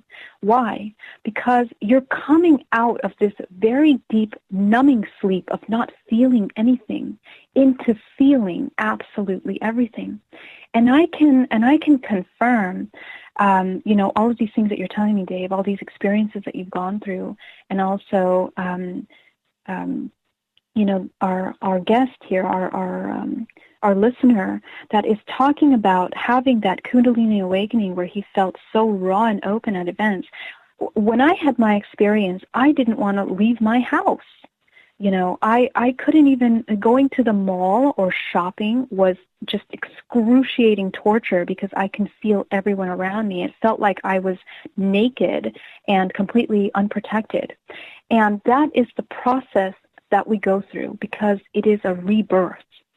When we are cycling through our awakening, we're going to go through several deaths and several rebirths because you are coming into new levels of frequency. And when the human body in this three-dimensional reality is aligning itself with new energies that are higher than just the physical, because you are activating strands literally of DNA within your physical body. Every cell of your body is readjusting to the information that you are providing it with. So that being said, in every level, and in the Kundalini awakening, for example, it's one of the most powerful awakenings because the Kundalini energy is that sexual creative force, that sexual energy, and it's one of the most difficult energies to open up, to cleanse, to clean, because there's a lot of things involved in that. It is a domination and the control and complete understanding and integration of your sexual energy, and that is the divine feminine and divine masculine. So when you transcend that aspect of yourself, you go through a tremendous integration. And we have to start educating ourselves in the spiritual community how to handle that, how to navigate that very deep opening. And I'm going to tell you right now, it's not going to stop. And you don't want to stop there. You open up your Kundalini energy, you still have a long way to go. There are other aspects of yourself that you're going to be evolving into. So the lesson to learn from that is how to protect yourself energetically. We come out from this baby state where we are raw, we are vulnerable, we are open. But what we need to do with that vulnerability is starting to become familiar with it, explore it on such a deep level that you start to become comfortable. You accept that vulnerability from the sense that you start to train your observation. What will come in handy in all of these awakenings and these rebirths is a state of observation. Because when we're observant of something, we kind of pull ourselves back without reacting and judgment or feeling and sensing. We come out of the sensory body into our mind, which is observing and looking at everything before we act. When things start to get difficult is when we're reacting to everything. It becomes exhausting, draining, and we might even get sick because instead of processing information fully, we're just reacting to things, and that takes us right back into the karmic action and reaction of our exchange on this planet. And that's exactly where these awakenings are trying to pull us away from. We're pulling away from action and reaction. We're coming into more observation and understanding. So, and that's that Buddhic state. Yeah. Right. I want to ask you about that because in regards to a lot of people who open up spiritually, you brought up the whole sexual aspect of everything. And I have talked to a lot of people privately in regards to this aspect. And so many of them have gone through the exact same experience where people who are opening up on a spiritual level really, really tend to have that sexual awakening as well, where it doesn't matter whether they are married, common law, partnered up, single, doesn't really matter. They feel this sexual energy coming off of so many different people, and it's almost like there is this, you could be walking through the shopping mall and all of a sudden you'll see somebody across, the foyer who, no matter what, just catches your eye, and you start having, very vivid thoughts about that person, even though you may not have ever met them before in your life. Why is that happening for a lot of people who open up on their spiritual side? Because what happens when you wake up is everyone becomes your mirror. And what you're experiencing is you're meeting yourself in these people. And when you start to, because you're opening up, you're becoming aware and conscious of your own being on such a deep level. And the most instinctual and raw energy that we have is our sexual energy. It is the most powerful energy that dominates us in a matrix. And that we literally, what runs this matrix is that sexual energy. We have become slaves of that sexual energy in a sense, to the point where some people are so overwhelmed where it has been disabled, and that's where we have imbalances in marriages, in the roles of what a man and a woman has to play. So we have a lot of confusion in that department because for centuries, since the beginning of religion on this planet, sexual energy has been condemned as the most toxic, dangerous energy that must be controlled on the deepest level. It's become absolute taboo. But when you start to look at the more occult texts and understanding and study of sexual energy, and you go deep enough in yourself to understand the sexual energy, you understand the power of that.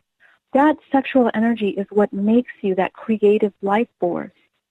And when we start to open up, it becomes so raw and open that we're like children. We don't know how to handle it. And when we are coming into our empathic state, we might confuse this openness, this vulnerability as sexual energy, but all that we're doing is meeting ourselves in that other person. Okay? So there's a process that has to occur in this opening and education, and that is a full awareness and understanding of how to handle and navigate these new energies that we have been suppressing within us for a very long time. And that takes some training. It takes some awareness. It takes protection as well, because as you can see, you can end up changing the whole timeline. And you might wake up one day and you realize that was a big mistake to go down that road, right? To act on that instinctual action of that stimulation.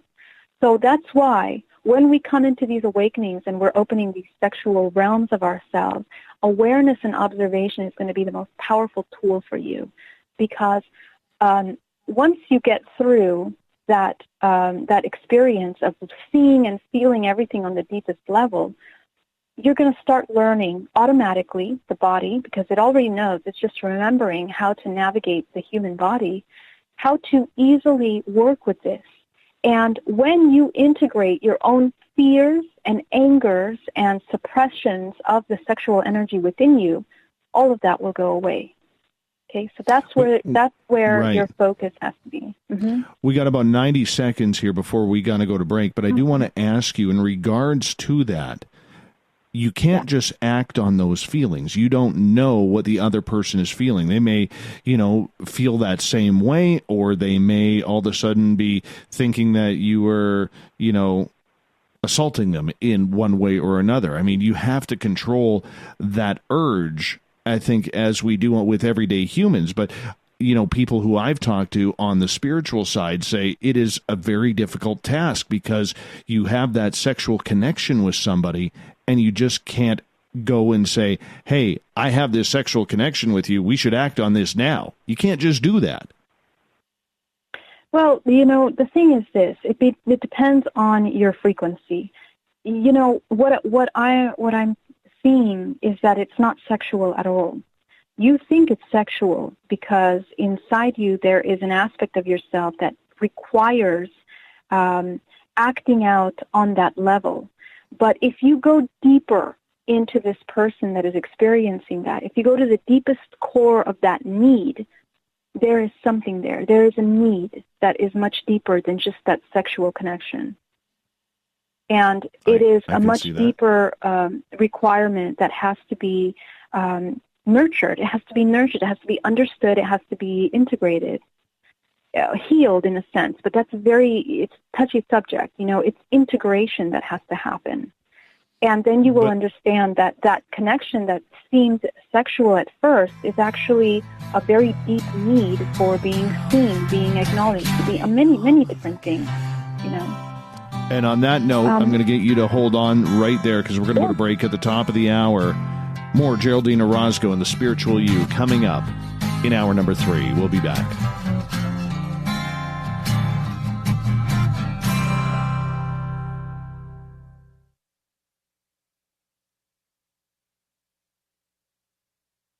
At spacedoutradio.com, we have a little bit of everything for you to stay up late. So while you're there, check out our SOR Newswire, where our team brings you stories of the weird and strange to the WTF from around the globe. News on Bigfoot, UFOs, paranormal, Darwinian-type crime tales. It's the stories that the mainstream media usually won't touch. Well, we got them all on the SOR Newswire, only at spacedoutradio.com. Come hang out with Spaced Out Radio, where we own the night. This is Carl. You can follow Dave on Twitter at Spaced Out Radio, and during the show, use the hashtag Spaced Out Radio to chat with us live. On Instagram, at Dave Scott SOR. On Facebook, give our page a like, Spaced Out Radio Show. SOR archives are free on YouTube at Spaced Out Radio. Come join us, or I will come join you. See you at your window.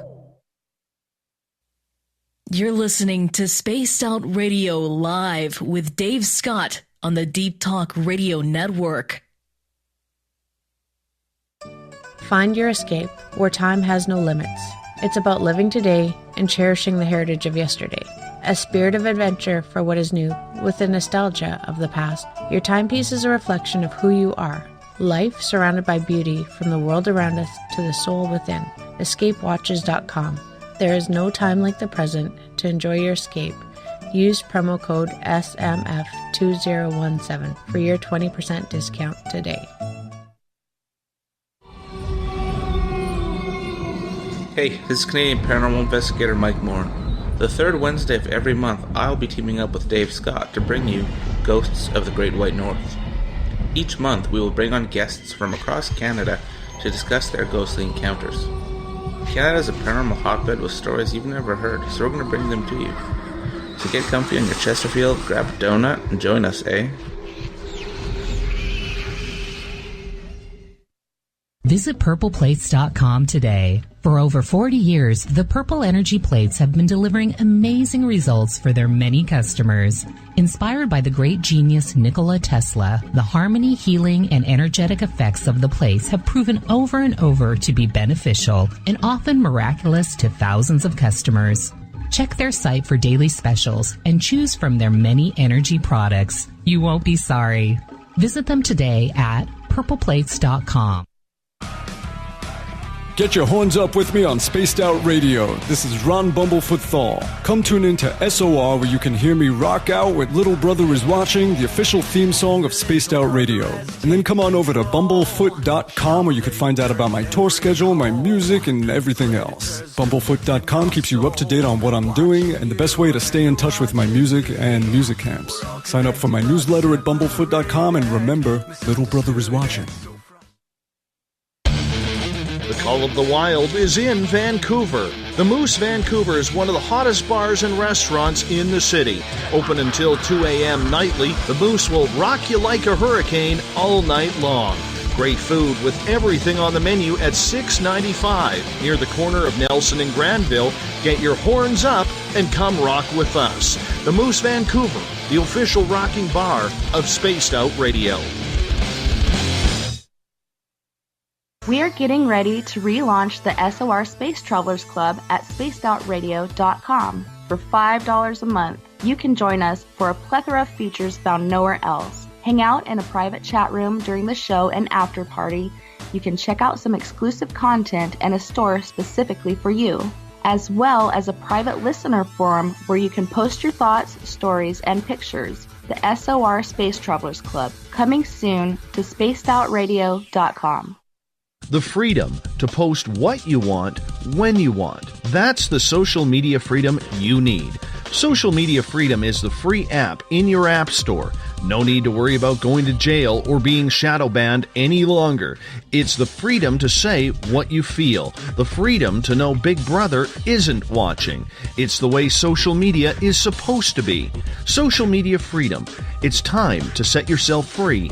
Download from your app store today.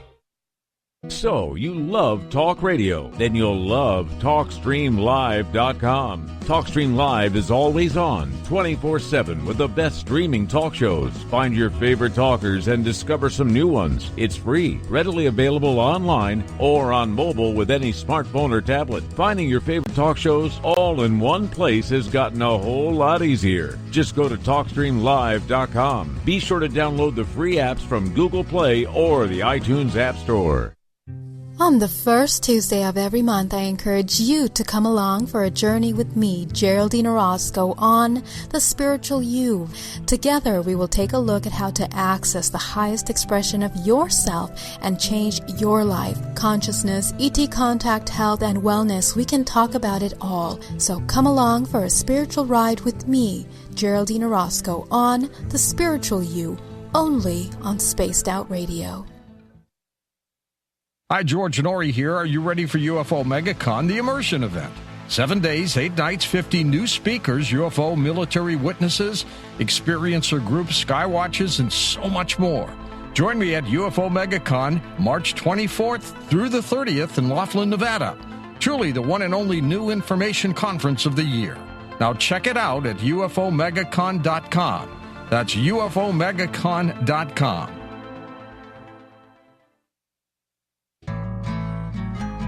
Looking for a place to advertise at a very reasonable cost? Look no further than Spaced Out Radio. SpacedOutRadio.com has an advertising tab that you can click to check out our daily, weekly, and monthly packages to play on the radio, or our website including social media. From commercial spots to banners, we have it all. Check out our competitive pricing today. You know, it's hard being the bad man of ufology, but that's just the way that I like it. This is Chris George Zuger, and I'll be hanging out with Dave Scott and SOR scientist Chris Cogswell for Reality Paranormal, the second Wednesday of every month. And our job is to break it down and come to conclusions as to what is really going on in the supernatural world. I'd love for you to join us right here on Spaced Out Radio. You hear footsteps in the empty room above you. A rocking chair begins rocking by itself. Don't be afraid of the things that go bump in the night. Reach for Spirit Storybox, the iPhone app the Huffington Post UK called the only ghost hunting app you will ever need. Spirit Storybox. The spirits are telling their stories. Are you listening?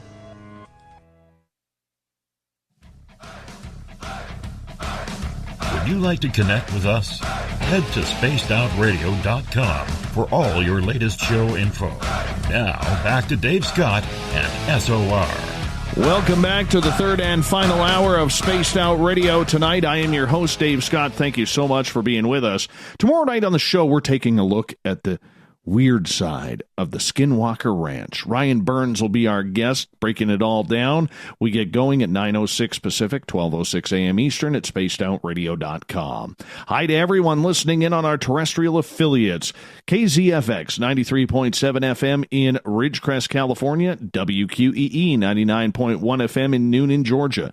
UPRN 107.7 FM in New Orleans. And KDUN AM 1030 in Reedsport, Oregon. On the digital side, hello, everyone listening in on Revolution Radio and Deep Talk Radio. Good to have you with us. Don't forget, you can check out all of our archives for free by going to youtube.com/Spaced Out Radio. Just do old Davey the favor. Hit that subscribe button.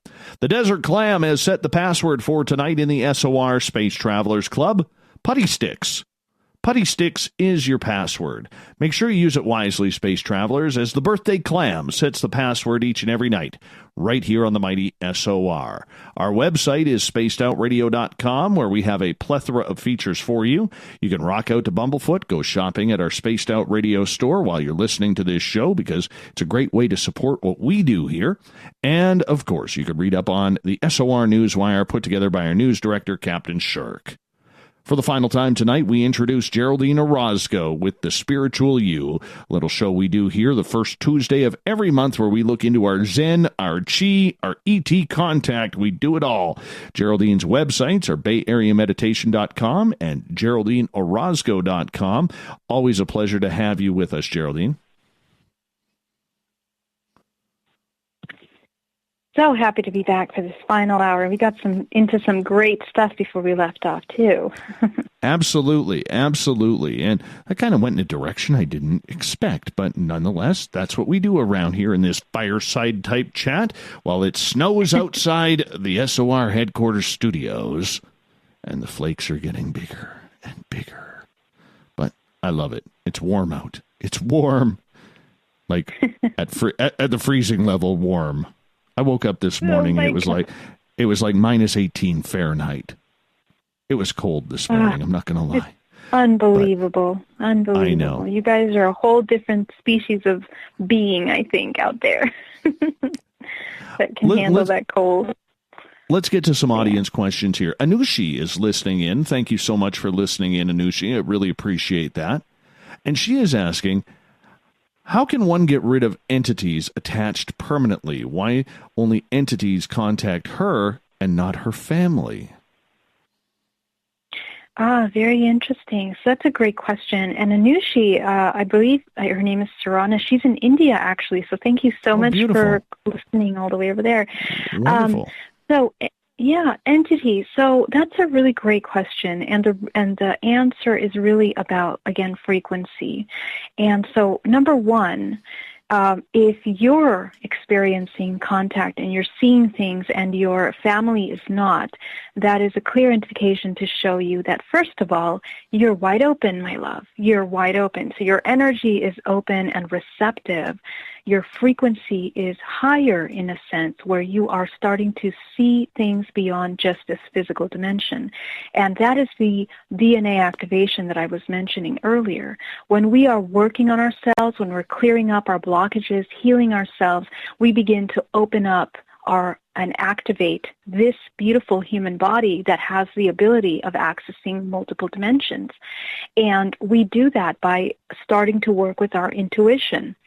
So if you are seeing things, you are beginning to clean up. Now, this takes us to the second point. How come you're connecting with entities? Now, what happens is that based on your frequency, and even though you are cleaning yourself up, all of the things that are coming up, that are surfacing from that cleansing, are now becoming your new frequency. So if we don't know how to process that information properly, we have, the fear or the blockage of getting stuck in those frequencies. Just like we were just talking about that sexual opening, we are we become what we are in our very deepest core. And so, in order to come into that complete neutral state, that neutrality, that very empowered observing state, all of that has to be integrated and cleansed up. So, work on, first of all, raising your frequency, being in a constant state of love instead of being in a state of maybe victim role. Or notice where in your life are you applying fear tactics in the way that you speak, in the way that you act, in the way that you interact with people, the way that you think about your life and things around you. Are you utilizing fear as a way of looking at the world, as a filter of your perception? If the answer is yes, that right there is showing you what you're in alignment with. So the sooner you transform that, the sooner you're going to come into a higher state of being. And you're going to go through many ranges of that as you open up more and more. But they will change the way that you interact. But never close that door. You want to continue seeing just higher frequency things until you integrate into your higher self. Your only communication should be your higher self, in my opinion. All right, let's have a follow-up question from Anushi. And thank you for listening all the way in India. That is absolutely fantastic. We're here every night, so make sure you join us.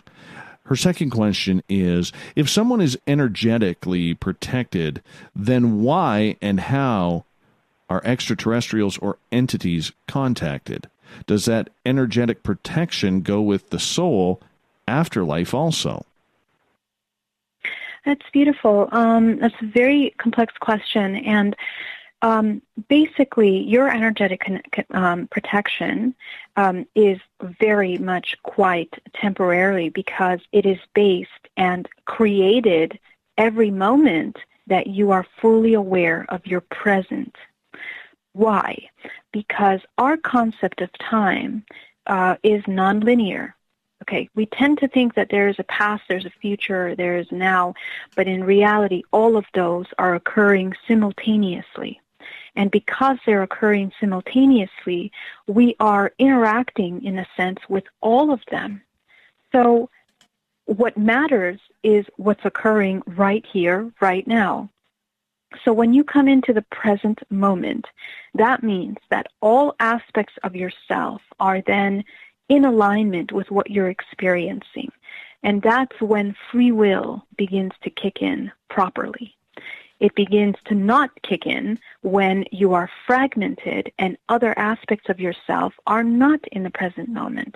Therefore, you can be dispersed in any number of experiences, and any number of your aspects, like your human body, can then become open to having attachments or entities or beings that are coming in and attaching or attacking you because you're not present.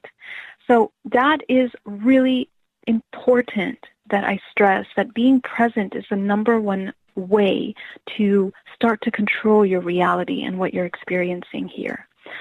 And secondly, your ability to control that reality is going to be based on your consciousness and your subconscious mind. So again, if you are aware of how your multidimensional body operates, you're aware of how to protect yourself using, for example, a very simple way is by envisioning a sphere around your body. And you can visualize like a cement sphere around your body or plexiglass, whatever feels real to you, you utilize to put around your body and enclose yourself in that. You are owning your space. You're owning your experience. You're owning your reality. And everything that's inside that sphere belongs to you. Everything that's outside, it does not belong. And you have the choice to decide what you allow into your space. And that's a very empowering and very powerful tool to utilize in the office, with your family, with your kids, with your neighbors, with your friends, whatever you're doing. It's important to have that very empowering perspective. So your protection is momentary. It's based on your conscious because you are in charge of what's happening everywhere you're going as long as your consciousness is there with you. Okay, and consciousness is not limited to the physical body, right? So when we die, only the body is dying. Your consciousness is moving away. And that takes me to the end and final part of this question. Do we need to be protected when we die? And the answer is no. Well, let me say yes and no. And the reason why is because consciousness is infinite. Right now, consciousness is fragmented in this dimension, and it's been projected into a physical human body. When the body leaves the human body, it is going back up to a higher dimension. And from that perspective, based on your last experience of being in this dimension, you will have a choice of where to move in a sea or an entire organism of consciousness. If you are tied down contractually and energetically to all of your experiences in a matrix, for example, in a cyclical matrix, you're going to come right back into this matrix. If you have worked on dissolving all of those contractual agreements, you can have the choice then vibrationally by aligning yourself to other possibilities of experience. And that is just the law of how consciousness operates. Ultimately, consciousness is here to become aware of itself through any means. And that's why you wouldn't need protection, because protection is coming from the perspective of having to need a protector. And infinite consciousness doesn't need that. It's infinite love, it's infinite connection, it's infinite knowledge. And that's what we want to embody. When you come into that integration of duality, you no longer need or require the concept of protection anymore. You are an integration of knowledge that can transcend any aspect of being in a victim role or playing in the dynamics of a parasitic role.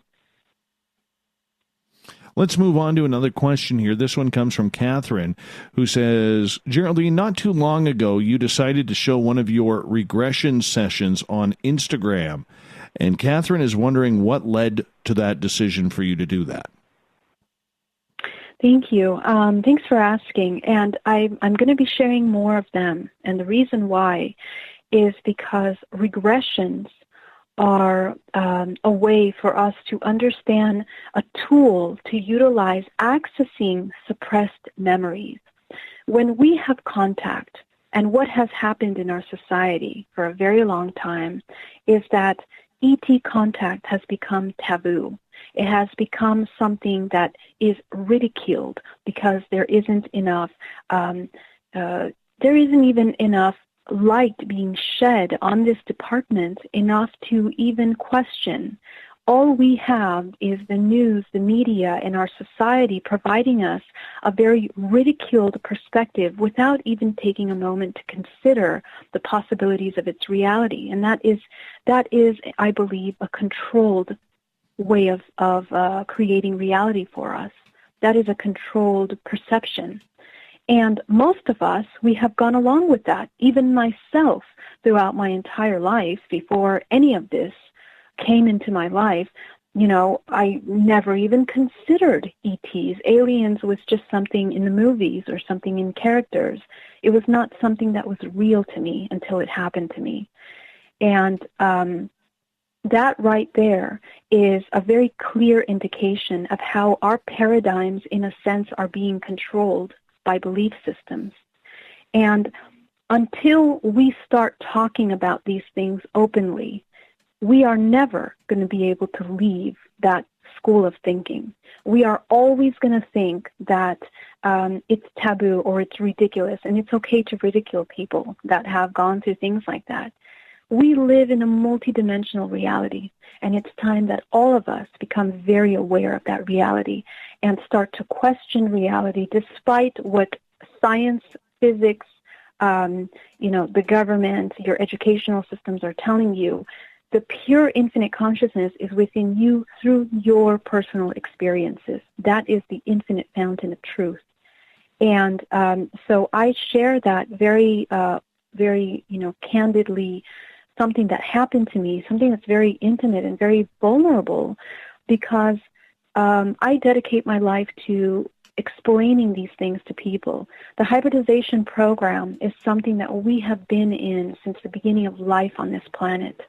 And it's time that we start to look at that, because there are millions of women on this planet that are experiencing these things and don't know what to do with themselves and this information. So, I'm here to provide a network of support and of information and of resources so that we can start to feel more comfortable of having this conversation. And that's why I put that out there. Wonderful. Wonderful. We only got about 7 minutes left with you, Geraldine, as Geraldine Orozco is our guest tonight on The Spiritual You, as she comes in the first Tuesday of every month. I want to finish up talking about a little bit more about ET contact in regards to that. If someone has never had communication but is yearning to see if they could try, do you recommend that, number one? And number two, is it something that someone who is very amateur at this should even try on their own? Yeah, that's an awesome question. And really, the question that I would ask that person is why? Why do you would like to connect? What is the curiosity? What is happening within you? And it's not, and I'm not questioning that because to discourage that connection or communication. I'm questioning that so you yourself can get very clear about what's happening in your subconscious mind before you connect. And as I was explaining earlier, because again, you are creating what you're going to be experiencing next. Whether you will receive it, yes, you will. Sooner or later, you will get that communication if you ask for it. And I've experienced that very real in my own life, and I know many others have experienced that themselves as well, that when they come into this realm, they want to explore, they want to communicate, and it's very funny how the veil is lifted quite quickly from people. So those that want to have answers, those that want to see, they will have that available to them in a very real way.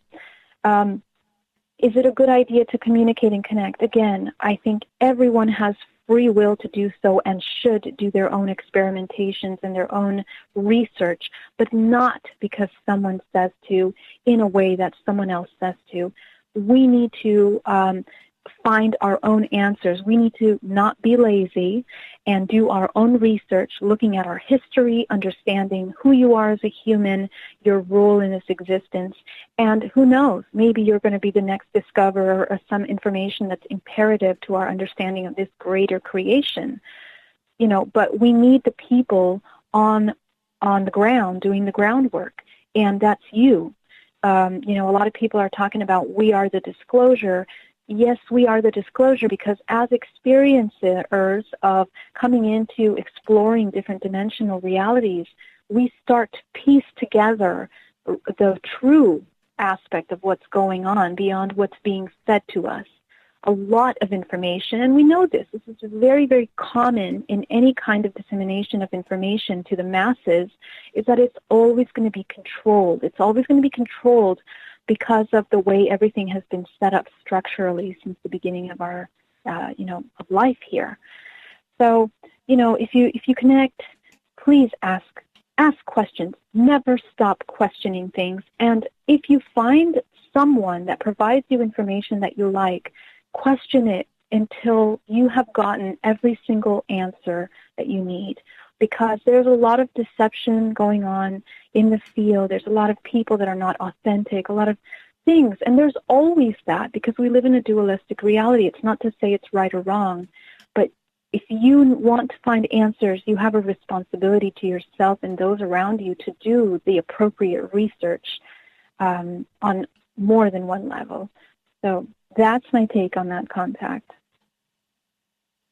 So when you look at it, and you take that person who wants it, maybe they just want the experience. They don't care if it's positive or negative. Just for them, it's about belief.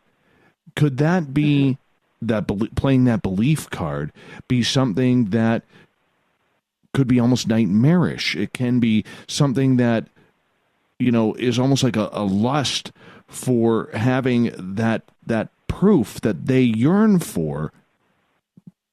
I guess what I'm trying to say here, as I'm trying to find the words in order to phrase it properly, is you got to be careful with what you wish for. But on the flip side, the yearning for people wanting to know that this phenomenon is real sometimes outweighs that.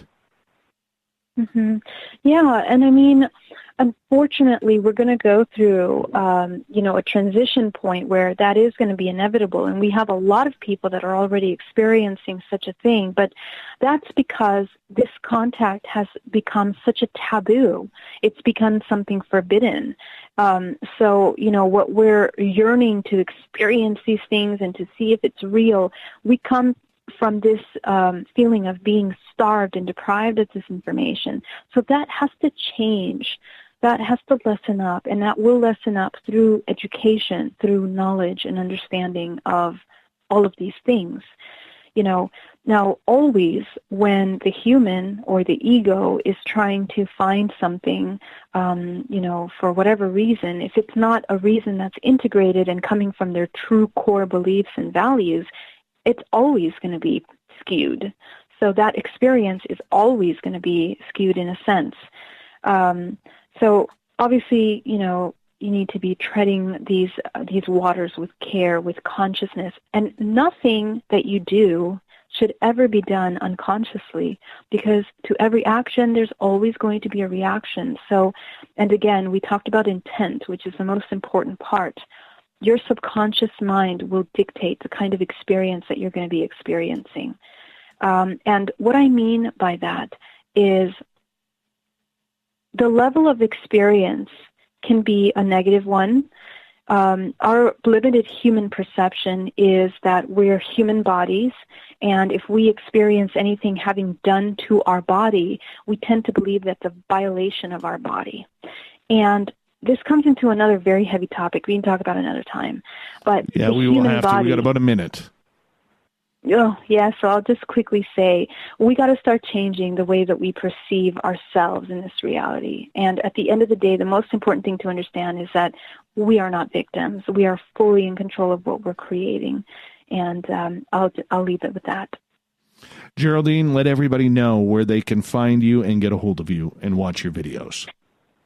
Yes, I'm so excited to connect with each and every one of you. My website is GeraldineOrozco.com. You can also visit my YouTube channel at Geraldine Orozco. I'm going to be putting more videos out on contact and ET stuff coming up this year.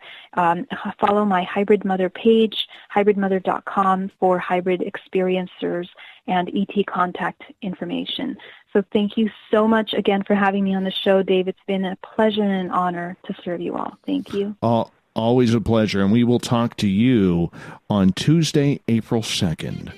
That's next time you will be on. Geraldine Orozco, the spiritual you. We love her around here. Coming up next, I'm going to bring you some weird, wacky news on the SOR Newswire and the Thought of the Day coming up.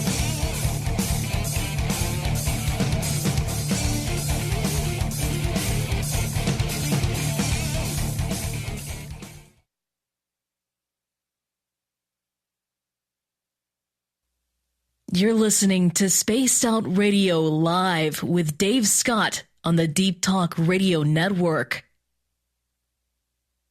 Coming soon to our website, spacedoutradio.com, is the SOR Space Travelers Club. For just $5 a month, you can get into a private area on our site where you can hang with other listeners in our chat room, post in our forum, and check out a bunch of exclusive content and store that won't be found anywhere else, including a nightly after-show party with Dave. It's going to be the best $5 a month you're going to spend. The SOR Space Travelers, only at spacedoutradio.com. Are you tired of being blocked, shadow banned, or placed in jail for simply posting your thoughts on social media? Social Media Freedom can take care of that for you. Social Media Freedom is the newest and one of the best free new apps that allows you the freedom to post what you want, when you want. It takes seconds to download from your app store. Come join the tribe at Social Media Freedom. It's time to set yourself free. Looking for a place to advertise at a very reasonable cost? Look no further than Spaced Out Radio. SpacedOutRadio.com has an advertising tab that you can click to check out our daily, weekly, and monthly packages to play on the radio, or our website including social media. From commercial spots to banners, we have it all. Check out our competitive pricing today. We're bringing scientific thought to the paranormal. Hi there, this is Spaced Out Radio scientist Chris Cogswell. Join me, Chris Zuger, and Dave Scott the second Wednesday of every month, where we break down the who from the woo when it comes to everything paranormal. We'll investigate and try to bring sensible answers to those straight and sometimes outlandish questions people have. Hey, not everything has an answer, but we'll do our best. Listen in to Reality Paranormal only on Spaced Out Radio. So, you love talk radio? Then you'll love TalkStreamLive.com. TalkStream Live is always on, 24/7, with the best streaming talk shows. Find your favorite talkers and discover some new ones. It's free, readily available online or on mobile with any smartphone or tablet. Finding your favorite talk shows all in one place has gotten a whole lot easier. Just go to TalkStreamLive.com. Be sure to download the free apps from Google Play or the iTunes App Store. A timepiece is a reflection of who you are, and what better way to show off the real you than with an Escape watch? Escape is a lifestyle brand accessorizing your days and nights. Choose to escape and create the life of discovery that you deserve. Dream, play, unite with your own personalized Escape watch. Head to escapewatches.com.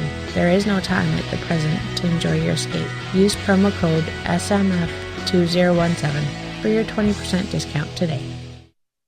Did you know Spaced Out Radio runs 7 days a week? Hi there, this is Tessa Nicole Thomas, and I'm here to take you on a paranormal journey each Saturday and Sunday night. Why change the station when you have it all right here? Together, we'll hang out and share some strange and scary stories. And don't forget, we have Psychic Sundays as well, so come tune in Spaced Out Weekend. We get going at 9 p.m. Pacific, midnight Eastern, only at spacedoutradio.com, where we own the night. Hello, this is your guitar man, Ron Bumblefoot Thaw, and I have to tell you, I love the response I get for Little Brother is Watching from Spaced Out Radio fans. It's amazing how music can inspire and make people think deeper about what's going on in the supernatural world. You can head over to my website, bumblefoot.com, to check out my music, my guitar workshops, my touring, even check out some of the hot sauces that I'm working on. And make sure you keep on listening, because with Spaced Out Radio, you know Little Brother is watching. Visit purpleplates.com today. For over 40 years, the Purple Energy Plates have been delivering amazing results for their many customers. Inspired by the great genius Nikola Tesla, the harmony, healing, and energetic effects of the plates have proven over and over to be beneficial and often miraculous to thousands of customers. Check their site for daily specials and choose from their many energy products. You won't be sorry. Visit them today at purpleplates.com. Are you intrigued by Paranormal Talk Radio? You'll love the new Paranormal Radio app from TalkStream Live. You'll find a great selection of talk shows covering UFOs, ghosts, strange phenomena, and much more. Download the Paranormal Radio app now and start listening to the very best in paranormal talk entertainment, including the network you're listening to right now, the Paranormal Radio app, free in Google Play and the iOS App Store. You hear footsteps in the empty room above you. A rocking chair begins rocking by itself. Don't be afraid of the things that go bump in the night.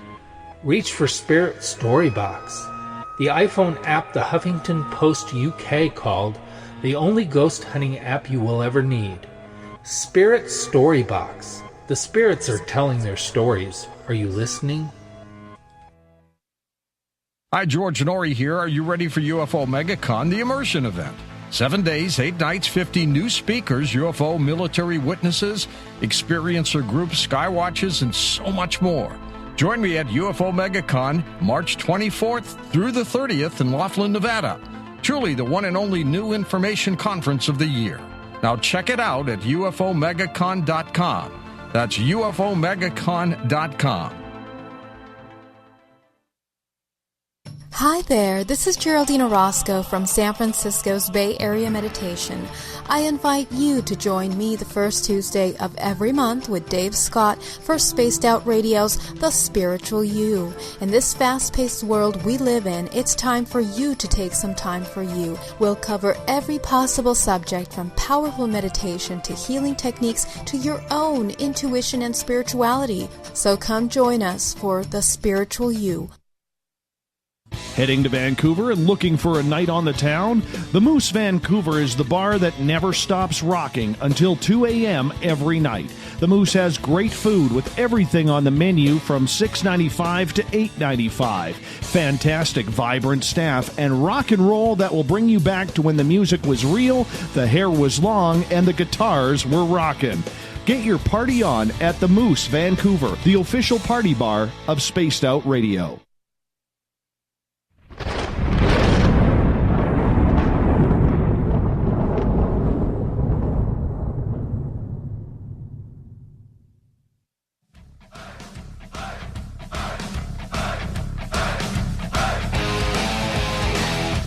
We've rounded third. We're heading for home tonight on the mighty SOR. I am your host, Dave Scott, sitting in the captain's chair of SOR headquarters here in the frozen Canadian tundra. It's warmed up. It's snowing like anything right now. I can see the flakes falling through the studio windows. Like we need more. Yes, we do. Yes, we do. I like the snow. I like it when it falls. But nonetheless, we still got the news to get to as we get to the weird, the wacky, the strange, the WTF, the news that will make you scratch your head on the SOR News Wire.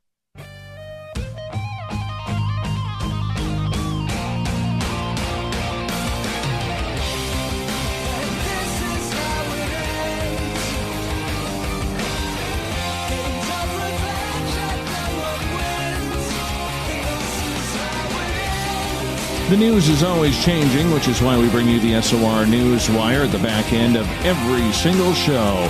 Our news section put together by our director, Captain Gail Shirk. As you could go to spacedoutradio.com, click on the news tab, and it is all right there. This segment brought to you by Paranoia Magazine. Go to their website, paranoiamagazine.com, for some great articles from Olaf Phillips and his team. So we're going to kick things off tonight because, you know, for years, I have been one with the gnomes. One with the gnomes.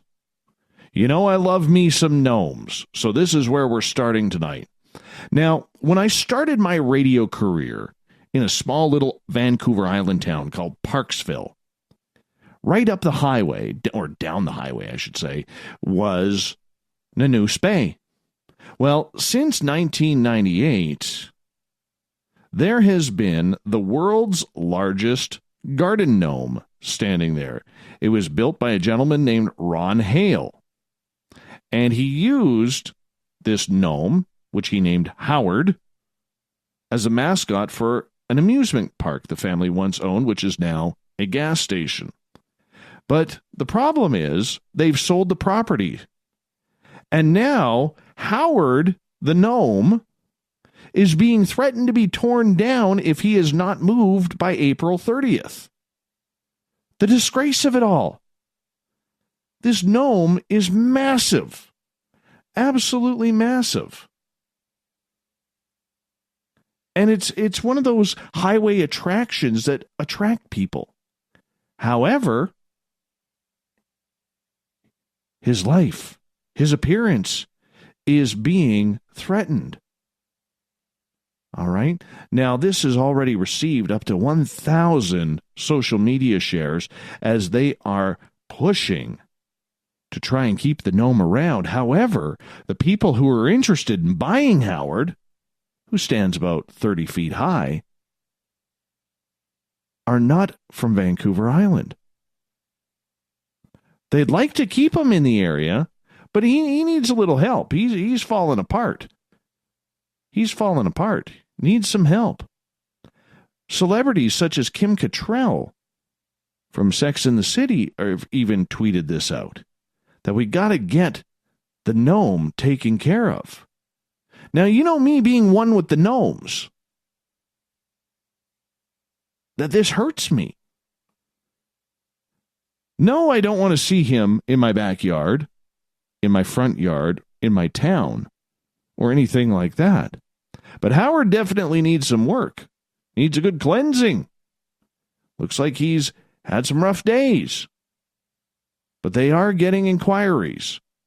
So if you need a garden gnome, which is in the Guinness Book of World Records, okay, Howard is available. He stands 7.91 meters tall, so 25 feet 11 inches tall. You want the gnome? The gnome is there for the taking. You need to get it. Go check it out. He is for sale. Who knows? And if any one of you fans out there says, we're going to trick Dave, we're going to buy him this garden gnome, and we're going to plop it right in his front yard, in between my very tall trees, well, I tell you, you're going to get a fist shaking. An absolute fist shaking. But I am one with the gnomes. I am one with the gnomes. And I've seen Howard up close and personal. I really, really do hope that this isn't the end, because he deserves a home on Vancouver Island that's far away enough from me. Here's a weird story. Human bones. You know, you can trade them. There is a big, big bunch of people out there, not just scientists and university students, who are wanting to buy, sell, and trade most human bones. And apparently this is, for the most part, legal in the United States. But there are some stipulations. For instance, Native American remains are protected under the Native American Graves and Repatriation Act, but each state has a different provision for that. But it's kind of weird, the fact that people are buying bones. What would you do? Apparently, human skulls can go for as much as $1,800 a skull. $1,800. Here's a dude. Private collector Ryan Matthew Cohn boasts more than 200 human skulls in his personal collection. Says he likes the Tim Burton-esque type theme that he's got going on. I don't know. Maybe it's just me, but I find this quite disgraceful and almost inhumane. I don't know why. It just kind of grosses me out. Apparently, this is all over Instagram, where you can go buy these body parts.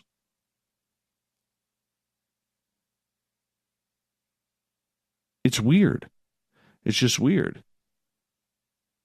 Now, apparently, since 2016, you could buy human bones on eBay. They've since banned the sale of human bones, but they do allow the exception with hair. So if I ever cut my hair, maybe I'll put it on eBay. Wonder what I could get for it. I got nice hair. Not going to lie. But on Instagram, these people who are tracking it from the Louisiana Department of Justice tracked the sale of 454 human skulls on the site. 56 of those were of forensic or archaeological interest and shouldn't have been listed for sale. Once again, I want to know where they're getting these. Are they making these black market type deals with funeral homes? Are they digging up graves? Because there's a lot of hidden graves out there. It's just grotesque. I'm not sure I'm a fan of this. I would not give it the blue thumbs up if it was on Facebook. That's for sure. Just kind of weird. Very, very weird indeed. All right. Astronomers around the world are getting into training just in case the apocalyptic asteroid comes down and shatters Earth.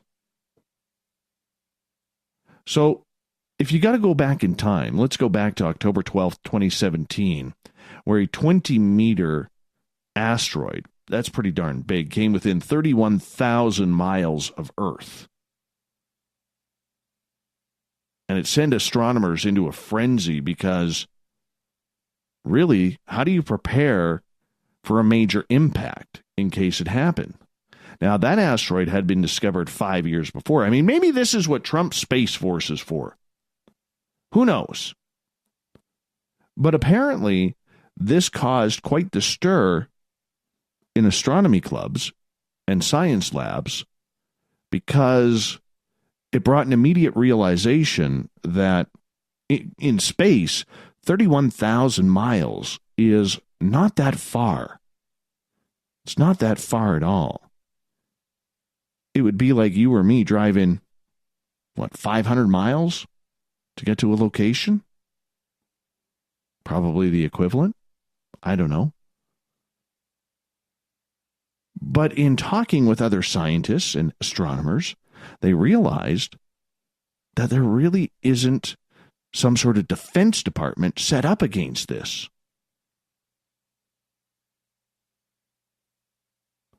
One scientist, Vishnu Reddy, associate professor at the University of Arizona's Lunar and Planetary Laboratory, is devising a test. He goes, why not pretend to test out our entire system to see if it works? So they're creating this test so that way they can figure it out. I mean, what's an astronomer going to do? There's not a baseball bat. It's not like Superman picks up a giant tree and hits it back into the atmosphere. That ain't going to happen. The only way you could do this, if I think about it, it has to be in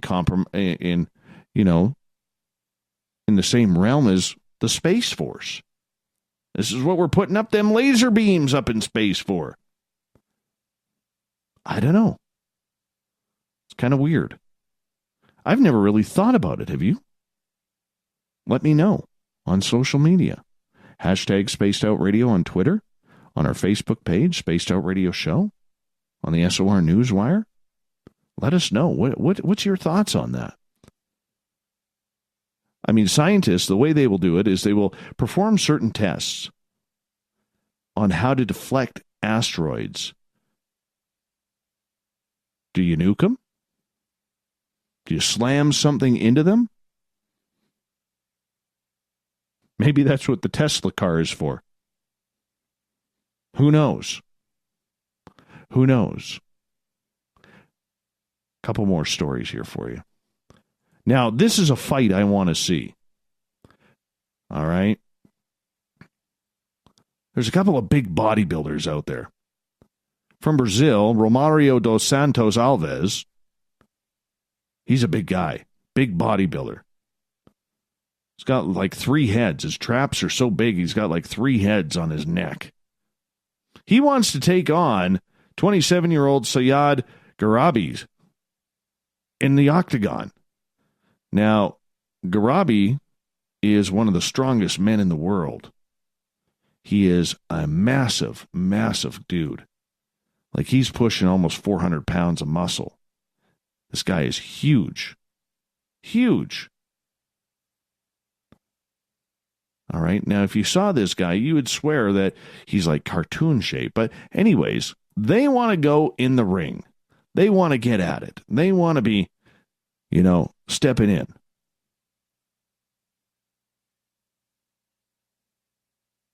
I want to see these guys go. I bet you they get gassed really, really soon. I bet you they do. When they're that big, they can't go the 5 rounds of 5 minutes or even the 3 rounds of 5 minutes. But this is quite the size difference. Grobby's like 175 kilograms. You know, being a metric guy up here in Canada, I should know what that equates to in pounds, but honestly, I don't know. I'm going to convert that. There we go. 175 kilograms is 386 pounds of muscle. The other guy is like 104 kilograms, which is like 230 pounds. But they want to go. I'd like to see Dana White in the UFC put these guys up. I want to see it happen. I'd pay for that. One final story here before we get going. Of course, we got to end it on a positive note with Florida. A Florida police officer in Fort Pierce has been suspended for the strangest thing. So, he allegedly arrested, Officer Doug McNeil, arrested a couple for shoplifting back in July. Authorities say Zachary Molendick and Krista Lee were not placed in seatbelts in the back of the car. There was no handcuffs. Nothing. So the officer, in a little lewd way, decided, well, I'm going to play some Barry White. The couple lit up a smoke, started making out in the back of the patrol car. And there's video of it. To Barry White singing, "My darling, I can't get enough of your love, babe." Yeah, true story. Officer McNeil's been suspended for 20 days without pay. Unsure if and when he will be back at work. Thanks for keeping it coming, Florida. Absolutely love you.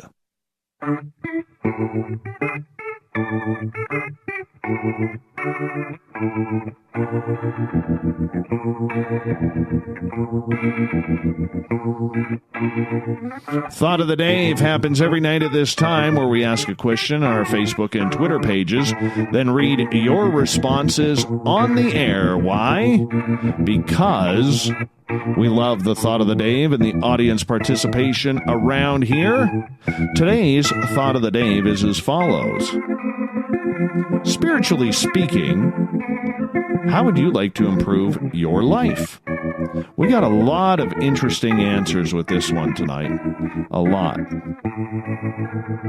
I think it's kind of cool. I'm going to start off with Graham on Twitter. Says, Dave, my friend, I want to fill a museum with retro-made sci-fi stuff and no less than 25 kinds of statues of realistic aliens of our galaxy and 2 other galaxies as kind of a natural museum exhibition and starship archives. And a tech tree. That sounds kind of fun. Kind of fun. Continuing on here. Goddess Michelle on Twitter. I would like to use my abilities to help more people. I was privileged to be born with abilities that many work to cultivate all their lives. I feel if I could use that more to help others, it would be more fulfilling for me. Now, I'm going to stop Michelle there for a second. Because people who don't know Goddess Michelle on Twitter, she's a nurse. She helps enough people. This woman, all she does is give. Congratulations to you on your career path. I think you're already doing it, Goddess Michelle. We love you around here. Thank you so much for being a fan of this show. CE5 Canada on Twitter says, I'm going to drink heavily. That's how I'm going to compete. All right. Catherine, I will and am finding out about me. That may sound odd, but I have just gone about things not really paying attention to much. I'm paying closer attention now. I hope that makes sense. It looks weird in print, though. Well, it makes perfect sense, I think. All right, let's move on. Gabe, I would love to be the person I was before the devil came into my life. I have had a lot of growth. I hope to get there soon. One thing I would love to impart to everyone, if you're struggling with something so powerful, use something as an outlet to let it go. I used poetry as a means to do this, and I feel whole again. Great message, Gabe. Great message. Susan, lose lots of weight and be able to practice walking with no more pain. Do it, Susan. You could do it. you got the SOR team behind you. Catherine, to give all my talents away to someone that may benefit from them, so they will have them when they need them. Beautiful. Heather, follow the 4 basic principles of my culture and religion. No meat, no gambling, no illicit sex, no intoxicants, and apparently no fun. Robin, birthday Robin. I would like to remember the good times I had when I was younger. I would help open up the mind's eyes, and new experiences that we make helps that. Carolyn, unclutching what no longer serves me. Enjoy what I have in the present. Bella, brand new listener as of last night. I would like to spend more time creating. James wants to be kinder. Captain Shirk, I like things just the way they are. No need to change anything. My world is perfect because I love Rob Zombie. Kelly, I want to be more adventurous and more thrilling. I want to be better at flirting with girls. I want total change in my life. Andrew, cleanse yourself of worldly things. Try to love and respect yourself, more available to love and respect somebody else. But you can't do that until you can love and respect yourself first. Send peace, love, and light and positive energies to all family and friends and loved ones to make that difference. Brandy, as a spiritual person who works as a psychic medium, my number one challenge is hearing a name. I could feel every emotion, see someone or someplace, smell and hear most things, but names are 2 out of 5. The other 3 are just the first letter. It's a challenge I am determined to master. And we're going to move on from there. You can find all of our news put together by Captain Shirk on our SOR Newswire. Go to spacedoutradio.com, click on the news tab. We got Geraldine Orozco in earlier on the show for the Spiritual You. She will be back on Tuesday, April 2nd. Love having Geraldine on the show tomorrow night in the program. Skinwalker Ranch is the title of the topic. Ryan Burns will be our guest, 9:06 Pacific, 12:06 a.m. Eastern. We get going. We got Mr. Ron Bumblefoot Thal rocking in the background with Little Brother is Watching. Bumblefoot is the official music of Spaced Out Radio, rocking us in and out of every show. Get your horns up for the guitar god himself. Special thank you to everyone listening in at home, in your cars, at work, in our chat rooms, on Twitter, wherever you may be. Remember, this show is copyright by Spaced Out Radio and SOR Media Ventures Limited. Thank you so much for being there tonight, doing your part to make us bigger and better every single night. Because together, my friends, we own the night. I will talk to you in 21 hours from now. Mr. Bumblefoot, we need a favor. We need you to take us home. Good night.